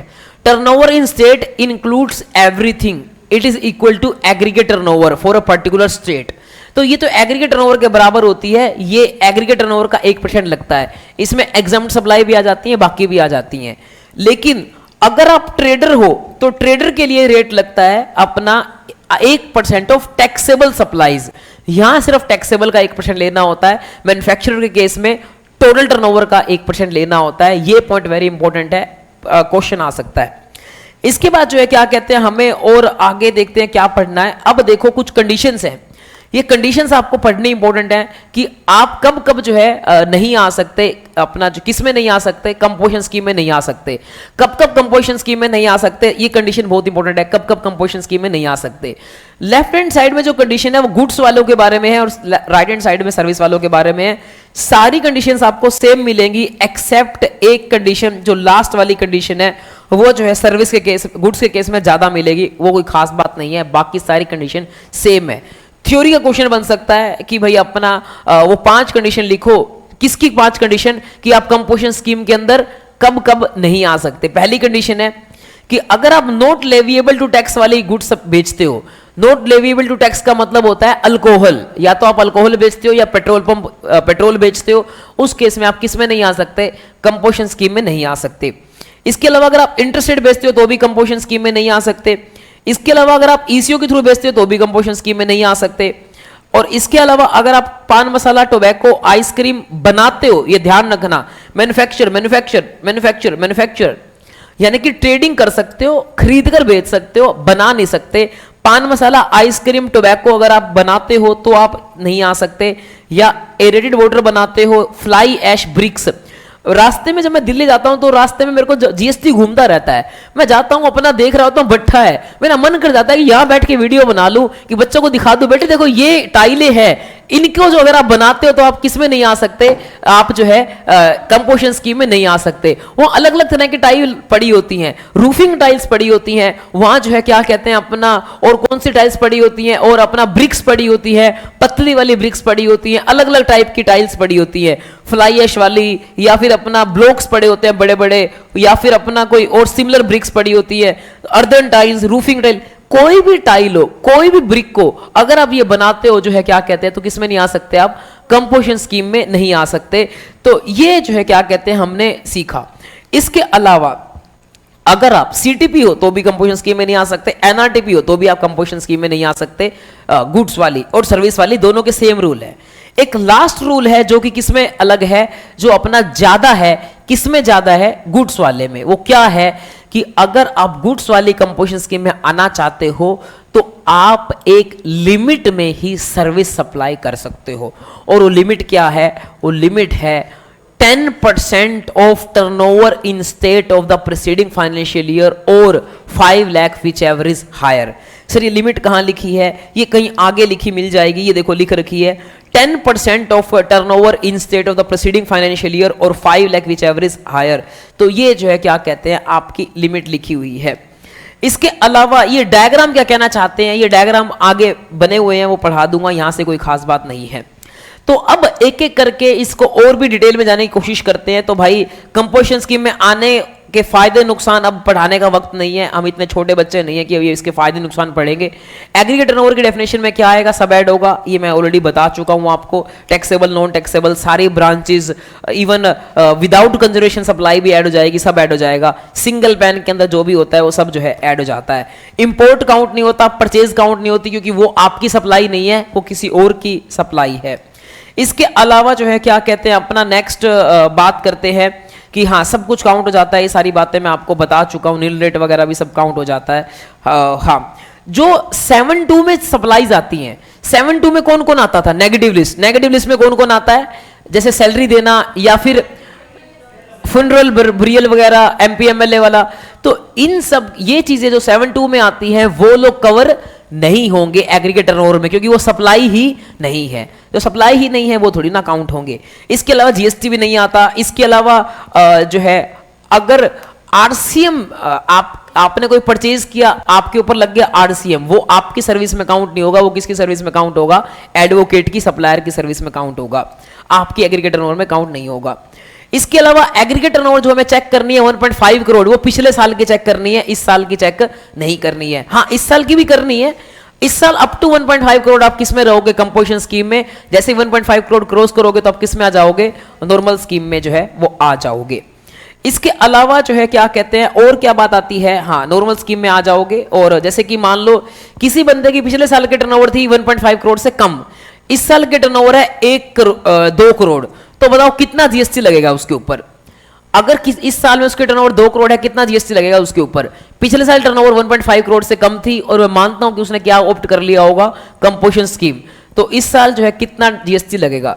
शुरू के 1.5 करोड़ के ऊपर कितना लगेगा, 1%, ठीक है। और बाद में 50 लाख के ऊपर कितना लगेगा, जो भी क्वेश्चन में रेट दे रखा होगा, 5% भी हो सकता है, 12 भी हो सकता है, 18 भी हो सकता है, 28 भी हो सकता है, वो लग जाएगा, नॉर्मल रेट लगेगा, तो ये जीएसटी लगेगा। और अगर क्वेश्चन में लिखा है उसने नया बिजनेस शुरू किया है, तो इसका मतलब पिछले साल में रजिस्टर्ड नहीं होगा। पिछले साल रजिस्टर्ड नहीं होगा तो इसका मतलब क्या है, इसका मतलब यह है कि शुरू के 20 लाख या शुरू के 10 लाख या शुरू के 40 लाख पे कोई भी टैक्स नहीं लगेगा, डिपेंडिंग अपॉन द स्टेट। कि स्टेट टीना मामी है तो शुरू के 10 लाख पे कोई टैक्स नहीं लगेगा। तो इस 2 करोड़ में से फिर कितने हिस्से हो जाएंगे, देखो शुरू के 10 लाख पे कोई टैक्स नहीं लगेगा, 10 लाख नहीं लेंगे एग्जांपल, क्योंकि टीना मामी में तो वैसे भी लिमिट 1.5 करोड़ की नहीं लगती, वहां तो कितने की लगती है, 75 लाख रुपए की। तो 10 लाख वाला एग्जांपल गलत है, 20 लाख वाला हो सकता है, या फिर अपना कौन सा हो सकता है, वैसे तो 20 लाख वाला भी गलत है, क्योंकि 20 लाख वाला एग्जांपल किसके ऊपर लगता है, सर्विस के सेक्टर पे लगता है। और सर्विस सेक्टर किस में कवर्ड होता है, 10(2)A में कवर होता है, जहां 50 लाख की लिमिट होती है। एक एक्सेप्शन है, सिर्फ रेस्टोरेंट की सर्विस है जो किसमें कवर होती है, 10(1) में, जहां कितने की लिमिट है, 1.5 करोड़ की लिमिट है। तो यहां पर जो है 40 लाख वाला एग्जांपल ठीक साबित होता है। शुरू के 40 लाख के ऊपर क्या लगेगा आपका, 0% टैक्स लगेगा, और 40 लाख के बाद कितना बच गया आपका, 1.5 करोड़ तक, यानी कि 1 करोड़ 10 लाख, उसके ऊपर टैक्स कितना लगेगा, 1% के हिसाब से। और बाकी का जो कितना बच गया, 50 लाख, उसके ऊपर टैक्स कितना लगेगा? उसके ऊपर टैक्स कितना लगेगा? हाँ हाँ, जो भी रेट गिवन होगा उसके हिसाब से लगेगा। तो मैं बस आपको ये समझाना चाहता था कि अगर शुरू में अनरजिस्टर्ड है तो आपको कैसे करना है। इसके अलावा अब आता है एग्रीगेट टर्नओवर जो है आपकी लिमिट स्टेट वाइज है। स्टेट वाइज का मतलब कुछ स्टेट ऐसे हैं जहां पर लिमिट्स जहां पर लिमिट्स जो है क्या कहते हैं अपना जो है वो कम है, जैसे कि टीना मामी और मूसा, टीना मामी MUSA मूसा। पीटी यहां पर नहीं है, पीटी जो है वो रजिस्ट्रेशन चैप्टर में करवाऊंगा। टीना मामी और मूसा के केस में लिमिट कितनी लगती है? 75 लाख रुपए की। अगर आपकी एक भी ब्रांच यहां पर है तो आपकी पूरी टर्नओवर क्या हो जाएगी? कम हो जाएगी। अगर उस ब्रांच से आप टैक्सेबल सप्लाई करते होगे तो आपकी लिमिट जो है क्या कहते हैं कम हो जाएगी। तो अगर आपकी टीना मामी और मूसा में एक भी ब्रांच है तो आपकी लिमिट कम हो जाएगी। बाकी स्टेट्स में लिमिट कितनी लगती है? 1.5 करोड़ की लगती है फॉर द पर्पज ऑफ 10(1). 10(1) में कौन कौन कवर होते हैं? Manufacturer of goods, trader of goods और रेस्टोरेंट की सर्विस। कौन कवर नहीं होते? सर्विसेज वाले, बाकी सर्विसेज वाले कवर नहीं होते, जो कि किस में कवर होते हैं? 10(2)A में, कैपिटल A में। और वहां पर जो कवर होते हैं वहां पर लिमिट लगती है 50 लाख की, इररिस्पेक्टिव ऑफ स्टेट। आगे चलते हैं। इसके बाद जो है क्या कहते हैं बात आती है हमारी रेट्स, जो मैंने आपको बता ही दिया 1% है, 1% है और 5% है रेस्टोरेंट के केस में। और हाँ, एक और बात आती है 6% है सर्विस के केस में, ये भी बता दिया मैंने। 1% किसके है केस में? सारे बताओ। मैन्युफैक्चरर अपना 1% ट्रेडर के केस में, और 6% सर्विसेज के केस में, 5% रेस्टोरेंट के केस में, और 1% जो मैन्युफैक्चरर के केस में वो है टोटल सप्लाई का, और ट्रेडर वाले केस में टैक्सेबल सप्लाई का। इसके बाद जो है क्या कहते हैं हमें ये देखना है, स्टेट वाइज लिमिट नहीं है। 45 लाख मेरी यहां से है, त्रिपुरा से अपना 45 लाख, टोटल हो गया 90 लाख रुपए। क्योंकि त्रिपुरा से सप्लाई कर दी तो आपकी लिमिट टोटल घट जाएगी, कितनी हो जाएगी? 75 लाख रुपए। और आप 75 लाख रुपए के बाद आप क्या नहीं आ पाओगे? कंपोजिशन स्कीम में नहीं आ पाओगे। पिछले साल की टर्नओवर आपकी कम थी तो ज्यादा थी, तो इस साल आप कंपोजिशन स्कीम में नहीं आ पाओगे। इसके अलावा चाहे आप कंपोजिशन स्कीम में आते हो, अगर आपने आरसीएम में कोई सर्विस ली है उसके ऊपर टैक्स आपको नॉर्मल रेट से देना पड़ेगा। जो आरसीएम का रेट है 18%, उसके ऊपर हिसाब से देना पड़ेगा। जो आप कंपोजिशन स्कीम किसके ऊपर लग रहा है? आपकी एफसीएम के ऊपर, ना कि आपकी आरसीएम लायबिलिटी के ऊपर। आरसीएम लायबिलिटी आपकी नॉर्मल चलेगी। इसके अलावा प्रीसीडिंग फाइनेंशियल ईयर में चेक करनी है, ये मैंने आपको बता ही दिया। और फिर मैंने आपको ये भी बता दिया कि मैक्सिमम कितना सप्लाई कर सकते हो सर्विसेज। तो जो भी 10(1) में आते हैं, जो गुड्स वाले हैं, वो कितनी सर्विस प्रोवाइड कर सकते हैं? 10% of turnover in state in the preceding financial year और 5 lakh whichever is higher. मान लो कि पिछले साल में किसी की सर्विस, किसी की गुड्स थी ही नहीं, कोई नया बिजनेस शुरू कर रहा है, तो इस साल बताओ कितनी सर्विस प्रोवाइड कर सकता है? 5 लाख। 5 लाख क्यों? क्योंकि पिछले साल जीरो थी। जीरो का 10% कितना हो जाएगा? 0 और 5 lakh whichever is higher, तो कितनी सर्विस प्रोवाइड कर सकते हो? 5 लाख। तो इस साल आप 5 लाख की सर्विस प्रोवाइड कर सकते हो, आप कंपोजिशन स्कीम में आ सकते हो। पिछले साल अगर आपकी टर्नओवर 1 करोड़ थी तो कितनी सर्विस प्रोवाइड कर सकते हो? 10 लाख। 1 करोड़ का 10% कितना हो गया? 10 लाख। और 5 lakh whichever is higher कितना आ गया? 10 लाख। तो इस साल आप कितनी टर्नओवर, कितनी सर्विस प्रोवाइड कर सकते हो? 10 लाख की सर्विस प्रोवाइड कर सकते हो। अब ये क्या चलता है? पिछले साल तो हमें एक ही कंडीशन चेक करनी होती है। कौन सी कंडीशन? कि आपके पिछले साल की टर्नओवर कितनी होनी चाहिए? 1.5 करोड़, 75 लाख या 50 लाख से कम होनी चाहिए। इस साल आपको एक तो ये कंडीशन चेक करनी होती है कि आपके टर्नओवर 1.5 करोड़, 75 लाख या 50 लाख से कम होनी चाहिए। जैसे ही आपकी टर्नओवर 1 करोड़, 1.5 करोड़ से एक्सीड करती है, आप किस में आ जाओगे? नॉर्मल स्कीम में। जैसे ही आपके टर्नओवर 75 लाख से एक्सीड करती है, आप किस में आ जाओगे? नॉर्मल स्कीम में। जैसे ही आपके टर्नओवर 50 लाख से एक्सीड करती है, आप किस में आ जाओगे? नॉर्मल स्कीम में। और दूसरी कंडीशन ये भी चेक करनी होती है कि आप सर्विसेज भी क्या करो? लिमिट में करो। जैसे ही आपने सर्विस लिमिट से बाहर की तो आप किस में आ जाओगे?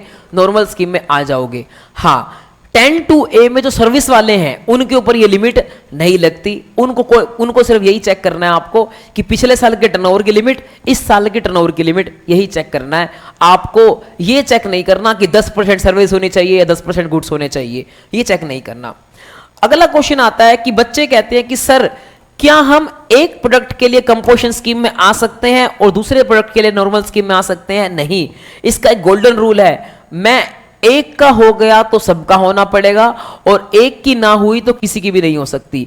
कंपोजिशन स्कीम का यह रूल है कि अगर एक ब्रांच की नहीं हुई तो किसी भी ब्रांच की नहीं हो सकती, सबको ऑप्ट आउट करना पड़ेगा। और अगर एक ब्रांच की हो गई तो सारी ब्रांचेस को कंपोजिशन स्कीम लेनी पड़ेगी, ये ऐसा इसका रूल है। और एक प्रोडक्ट को आपने कंपोजिशन स्कीम में ले आए तो सबको लाना पड़ेगा, एक को ना लाए तो सबको नहीं लाना पड़ेगा, ऐसा इसका जो है रूल है। आप सेलेक्ट नहीं कर सकते किस में आना है किस में नहीं आना। इसके अलावा करंट ईयर में और कौन कौन सी कंडीशन चेक करनी है वो मैंने आपको बता ही दिया, क्या क्या कंडीशन चेक करनी है। आप पिछले साल तो सिर्फ एक कंडीशन थी, कौन सी, कि टर्नओवर आपके क्या होनी चाहिए, लिमिट में। इस साल कितनी कंडीशन है, टर्नओवर भी लिमिट में होनी चाहिए, सर्विस भी आपको लिमिट में सप्लाई करनी है 10% तक। तीसरी कंडीशन, इंटरेस्ट भी नहीं करना, ईसीओ के थ्रू भी नहीं बेचना, सीटी भी नहीं बनना, एनआरटी भी नहीं बनना और नॉन टैक्सेबल भी नहीं करना। ये सारी कंडीशन आपको जो है करंट ईयर में चेक करनी पड़ेगी। इसके अलावा जो है और साथ में एक कंडीशन तो भूल ही गए, मैन्युफैक्चरर ऑफ पान मसाला, टोबैको, आइसक्रीम, एरेटेड वाटर और ब्रिक्स वगैरह जो है वो आपको नहीं बनानी। इसके अलावा फिर ये भी मैंने आपको बता दिया, 1% मल्टीप्लाई करना है टैक्सेबल सप्लाई का, या फिर ट्रेडर के केस में तो मल्टीप्लाई करना है टैक्सेबल सप्लाई का, मैन्युफैक्चरर के केस में मल्टीप्लाई करना है टोटल एग्रीगेट टर्नओवर का मल्टीप्लाई करना है। हाँ, मल्टीप्लाई करंट ईयर के टर्नओवर का करना है, पिछले साल का नहीं करना, क्योंकि टैक्स निकाल रहे हो करंट ईयर में तो करंट ईयर का मल्टीप्लाई करोगे। इसके अलावा ये सर्विस वाला हो गया, सर्विस वाला तो मैंने आपको बता ही दिया साथ साथ। अब कुछ केसेस आते हैं कि ये एक केस आता है पेज नंबर 73 पे। अगर मान लेते हैं आप पिछले 2-3 साल से क्या कर रहे थे, कंपोजिशन स्कीम ऑप्ट कर रहे थे और गलत ऑप्ट कर रहे थे, आप इनएलिजिबल थे लेकिन फिर भी ऑप्ट किए जा रहे थे। प्रॉपर ऑफिसर को पता चलता है कि पिछले 2-3 साल से कंपोजिशन स्कीम ऑप्ट कर रहा है और कैसे ऑप्ट कर रहा है, गलत ऑप्ट कर रहा है। कैसे ऑप्ट कर रहा है, गलत ऑप्ट कर रहा है। तो प्रॉपर ऑफिसर रिट्रोस्पेक्टिवली जहां से तुमने गलत ऑप्ट किया था वहां से तुम्हें क्या कर सकता है, खींच के नॉर्मल स्कीम में ला सकता है। तो रिट्रोस्पेक्टिवली जो है वो आपको नॉर्मल स्कीम में ला सकता है, कंपोजिशन स्कीम आपकी कैंसिल कर सकता है। आपको ओबीएच देना पड़ेगा, वो सारे रूल्स आपके सेम रहते हैं। अगला लास्ट पॉइंट आता है कि क्या एग्रीगेट टर्नओवर काउंट करते टाइम इंटरेस्ट काउंट करते हैं? जी नहीं। क्यों काउंट नहीं करते? देखो, 2 तरह के इंटरेस्ट होते हैं, पहले तो ये समझना पड़ेगा। एक इंटरेस्ट होता है आपका जो कि होता है लेट फीस पे, वो हमेशा टर्नओवर का पार्ट बनता है क्योंकि वो वैल्यू सप्लाई में क्या होता है, ऐड होता है। दूसरा इंटरेस्ट कौन सा होता है, जो हम बैंक अकाउंट में जमा कराते हैं और उसके बदले में हमें इंटरेस्ट मिलता है, या हम लोन देते हैं किसी को, बदले में हमें इंटरेस्ट मिलता है। ये जो लोन वाला इंटरेस्ट होता है या बैंक अकाउंट में जो एफडी कराते हैं वो इंटरेस्ट होता है, वो सारे क्या होते हैं, वो सारे के सारे जो है वो हमारे एग्जम्प्ट सप्लाई होते हैं, वो एग्जम्प्ट होते हैं। चाहे क्रेडिट कार्ड का इंटरेस्ट क्यों ना होता तो वो टैक्सेबल है, लेकिन फिर भी कोई, हाँ, क्रेडिट कार्ड का इंटरेस्ट तो काउंट करना पड़ेगा, बाकी कोई भी इंटरेस्ट आपको काउंट करने की जरूरत नहीं है। क्रेडिट कार्ड का वैसे भी क्वेश्चन में नहीं आएगा, वो हमारी सप्लाई थोड़ी ना है, उसका इंटरेस्ट तो उसको मिल रहा है बैंक को, वो बैंक की सप्लाई है, हमारी सप्लाई नहीं है, वो तो हमारी इनपुट सर्विस है। तो खैर उसकी बात नहीं करते। कोई मैंने बैंक में एफडी कराई, वो मेरी सर्विस है, मैं सर्विस दे रहा हूं बैंक को, मैं उसको पैसे दे रहा हूं यूज करने के लिए, बैंक बदले में मेरे को क्या दे रहा है, इंटरेस्ट, तो मेरे को कंसिडरेशन मिल रहा है। क्या ये इंटरेस्ट मेरा कंपोजिशन स्कीम की टर्नओवर काउंट करने में ऐड होगा? नहीं होगा। इंटरेस्ट जो है कहीं भी ऐड नहीं होगा, ना तो ये एग्रीगेट टर्नओवर काउंट करने में होगा, ना ही टर्नओवर इन स्टेट काउंट करने में होगा, ये कभी भी काउंट नहीं होगा। तो ये 5 जगह काउंट नहीं होगा। 5 जगह कौन कौन सी? 5 जगह काउंट नहीं होगा, पेज नंबर है 76 पे, 5 जगह काउंट नहीं होगा। पहली जगह, एग्रीगेट टर्नओवर पिछले साल की निकालने में काउंट नहीं होगा। एग्जांपल के तौर पे किसी बंदे की एग्रीगेट टर्नओवर है, मान लेते हैं 1 करोड़ 45 लाख, कितनी है, 1 करोड़ 45 लाख, 10 लाख का उसको रिसीव होता है इंटरेस्ट, टोटल टर्नओवर कितनी होगी, 1 करोड़ 55 लाख। क्या उसको कंपोजिशन स्कीम मिलेगी? यस, मिलेगी, क्योंकि उसके टर्नओवर 1 करोड़ 55 लाख नहीं मानी जाएगी। कितनी मानी जाएगी? 1 करोड़ 45 लाख। क्यों? क्योंकि इंटरेस्ट जो है वो काउंट नहीं होगा। तो 1 करोड़ 45 लाख मानी जाएगी और वो जो है गुड्स बेचता था, तो कंपोजिशन स्कीम ले सकता है। दूसरा, करंट ईयर की एग्रीगेट टर्नओवर में भी काउंट नहीं होगा। अब आप बोलोगे सर करंट ईयर की एग्रीगेट टर्नओवर क्यों इंपॉर्टेंट होती है? वो इसलिए इंपॉर्टेंट होती है क्योंकि हमें चेक करना होता है, जैसे तुम करंट ईयर में ये अपना 1.5 करोड़ से एक्सीड करोगे, तुम किस में आ जाओगे, नॉर्मल स्कीम में, तो इधर भी इंटरेस्ट काउंट नहीं होगा। तीसरा, टर्नओवर इन स्टेट में भी काउंट नहीं होगा। टर्नओवर इन स्टेट किस लिए इंपॉर्टेंट होती है? टैक्स निकालने के लिए 1% मल्टीप्लाई करते हैं, उसमें भी इंटरेस्ट काउंट नहीं होगा। ऑल्दो बाकी एग्जम्प्ट सप्लाई काउंट होती है मैन्युफैक्चरर के केस में, लेकिन इंटरेस्ट काउंट नहीं होगा, वो भी एक एग्जम्प्ट सप्लाई है बट वो काउंट नहीं होगा। ट्रेडर के केस में तो वैसे ही काउंट नहीं होती एग्जम्प्ट सप्लाई, मैन्युफैक्चरर के केस में भी वो काउंट नहीं होगा। चौथा, टर्नओवर इन स्टेट पिछले साल की निकालने के लिए। पिछले साल के टर्नओवर इन स्टेट क्यों काम आती है? पिछले साल के टर्नओवर इन स्टेट काम आती है हमें सर्विस की लिमिट निकालने के लिए, क्योंकि हम सर्विस की लिमिट निकालते हैं 10% of turnover in state in the preceding financial year. तो पिछले साल के टर्नओवर इन स्टेट का 10% करते हैं और फिर हम उसके कंपेयर करते हैं 5 लाख विच एवरेज हायर से। तो पिछले साल के टर्नओवर इन स्टेट निकालने के लिए भी इंटरेस्ट काउंट नहीं होगा। और लास्ट पॉइंट, वैसे सर्विस काउंट करने में भी काउंट नहीं होगा। सर्विस काउंट करने का मतलब क्या है? सर्विस काउंट करने का मतलब है कि जैसे मैंने आपको बताया था, मेरी पिछले साल के टर्नओवर मान लेते हैं 1 करोड़ 40 लाख है, तो इस साल मैं कितनी सर्विस प्रोवाइड कर सकता हूं? 14 लाख की सर्विस प्रोवाइड कर सकता हूं। इस साल मैं कितनी सर्विस प्रोवाइड कर सकता हूं? 14 लाख रुपए की। पिछले साल की टर्नओवर कितनी की है मेरी? 1 करोड़ 40 लाख। तो इस साल मैं कितने सर्विस प्रोवाइड कर सकता हूं? 14 लाख। तो मान लेते हैं मैंने 10 लाख की तो सर्विस प्रोवाइड की, रिपेयर वगैरह की, और 5 लाख मेरे को इंटरेस्ट रिसीव हुआ। तो बताओ क्या मेरी टोटल सर्विस हो गई 15 लाख। तो क्या मैं कंपोजिशन स्कीम से बाहर हो जाऊंगा?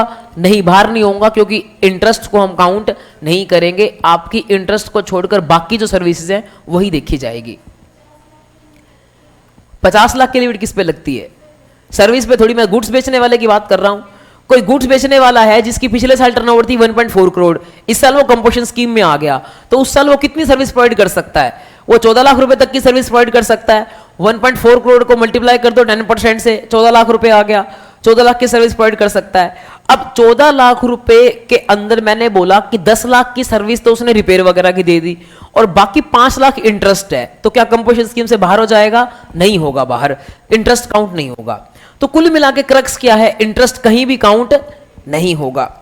इसके बाद अब तो बस सिर्फ थियोरेटिकल पार्ट बचता है। एक ये पार्ट बचता है कि जब हम रिस्ट्रेशन, क्रक्स बताता हूं आपको, जब हम रिस्ट्रेशन जब हम चेक करते हैं कि क्या तुम छोटे आदमी हो या बड़े आदमी हो, फॉर द पर्पज ऑफ ये चेक करने के लिए क्या तुम कंपोजिशन स्कीम में आते हो या नहीं आते, तो वहां तुम्हारा शुरू के 20 लाख, 10 लाख या 40 लाख भी एग्रीगेट टर्नओवर में काउंट होते हैं जब तुम्हारे पास रिसेशन नहीं होता।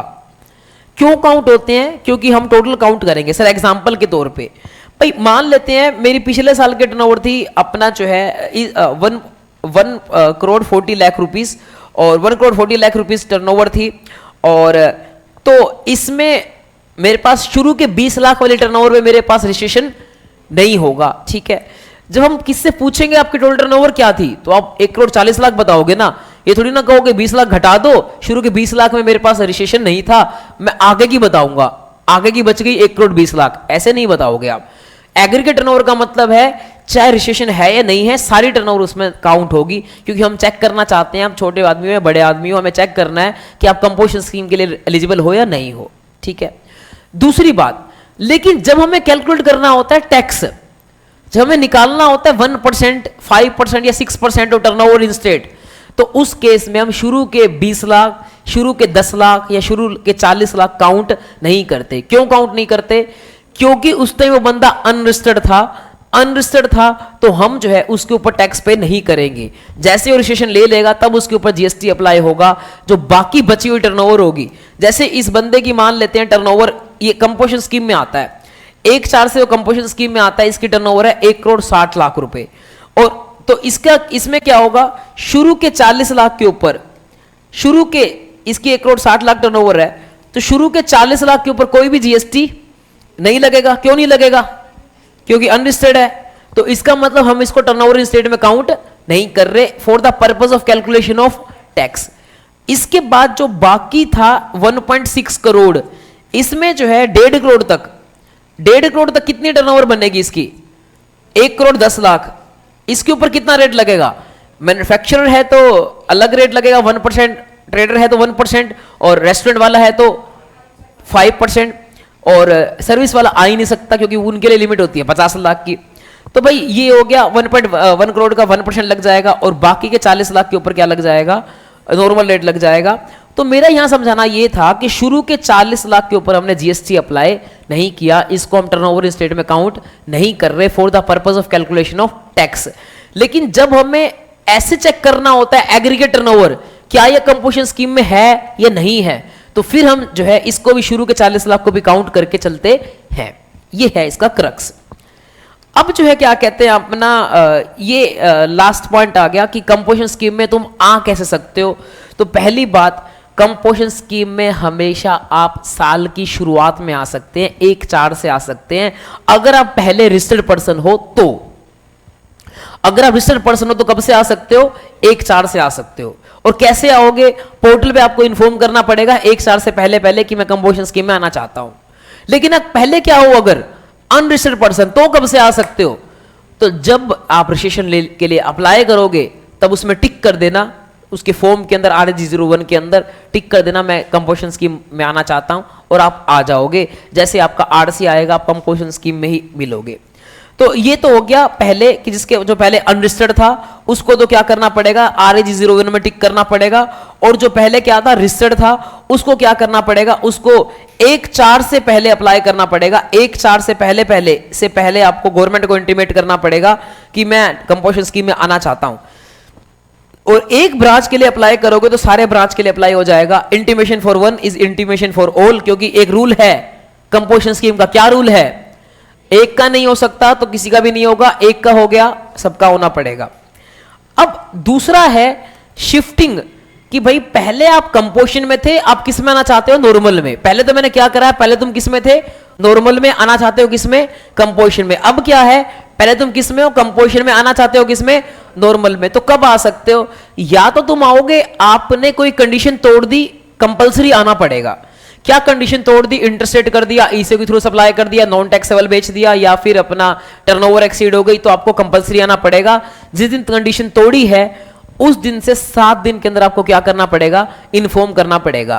बट आप आओगे कब? जिस दिन कंडीशन तोड़ी है उस दिन से ही आप जो है किस में आ जाओगे? नॉर्मल में आ जाओगे। बस आपको 7 दिन में क्या करना पड़ेगा? इन्फॉर्म करना पड़ेगा। दूसरा केस, अगर आप क्या कहते हैं मर्जी से आना चाहते हो, आपने कोई कंडीशन नहीं तोड़ी, ना तो इंटरेस्ट रेट किया, ना ईसीओ के थ्रू किया, ना NRTP, ना SCTP, ना कुछ भी नहीं हो, ना ब्रिक्स बनाई, कुछ भी नहीं किया, और ना टर्नओवर भी कम है, फिर भी आपका मन भर गया अपना जो है कंपोजिशन स्कीम से, मैं तो तेरा मन भर गया, तो आपका मन भर गया है कंपोजिशन स्कीम से, आप किस में आना चाहते हो? नॉर्मल में आना चाहते हो, तो आ सकते हो। आने के लिए क्या करना पड़ेगा? आने के लिए आपको आने से पहले बताना पड़ेगा। आप 7 दिन नहीं मिलेंगे, आने से पहले बताना पड़ेगा कि मैं इस दिन से नॉर्मल में आना चाहता हूं। तो आने से आपको पहले बताना पड़ेगा, आपको गवर्नमेंट की पोर्टल पे बताना पड़ेगा। और जिस दिन बताओगे उस दिन से आपका क्या माना जाएगा? आपका जो है वो एलिजिबल माना जाएगा। मैं सारी इसकी अमेंडमेंट साथ साथ कवर करा चुका हूं। तो इसी के साथ हम इस चैप्टर को करते हैं खत्म, और मिलेंगे आपसे नेक्स्ट क्लास में। Bye bye. इसके क्वेश्चन आंसर कर लेना।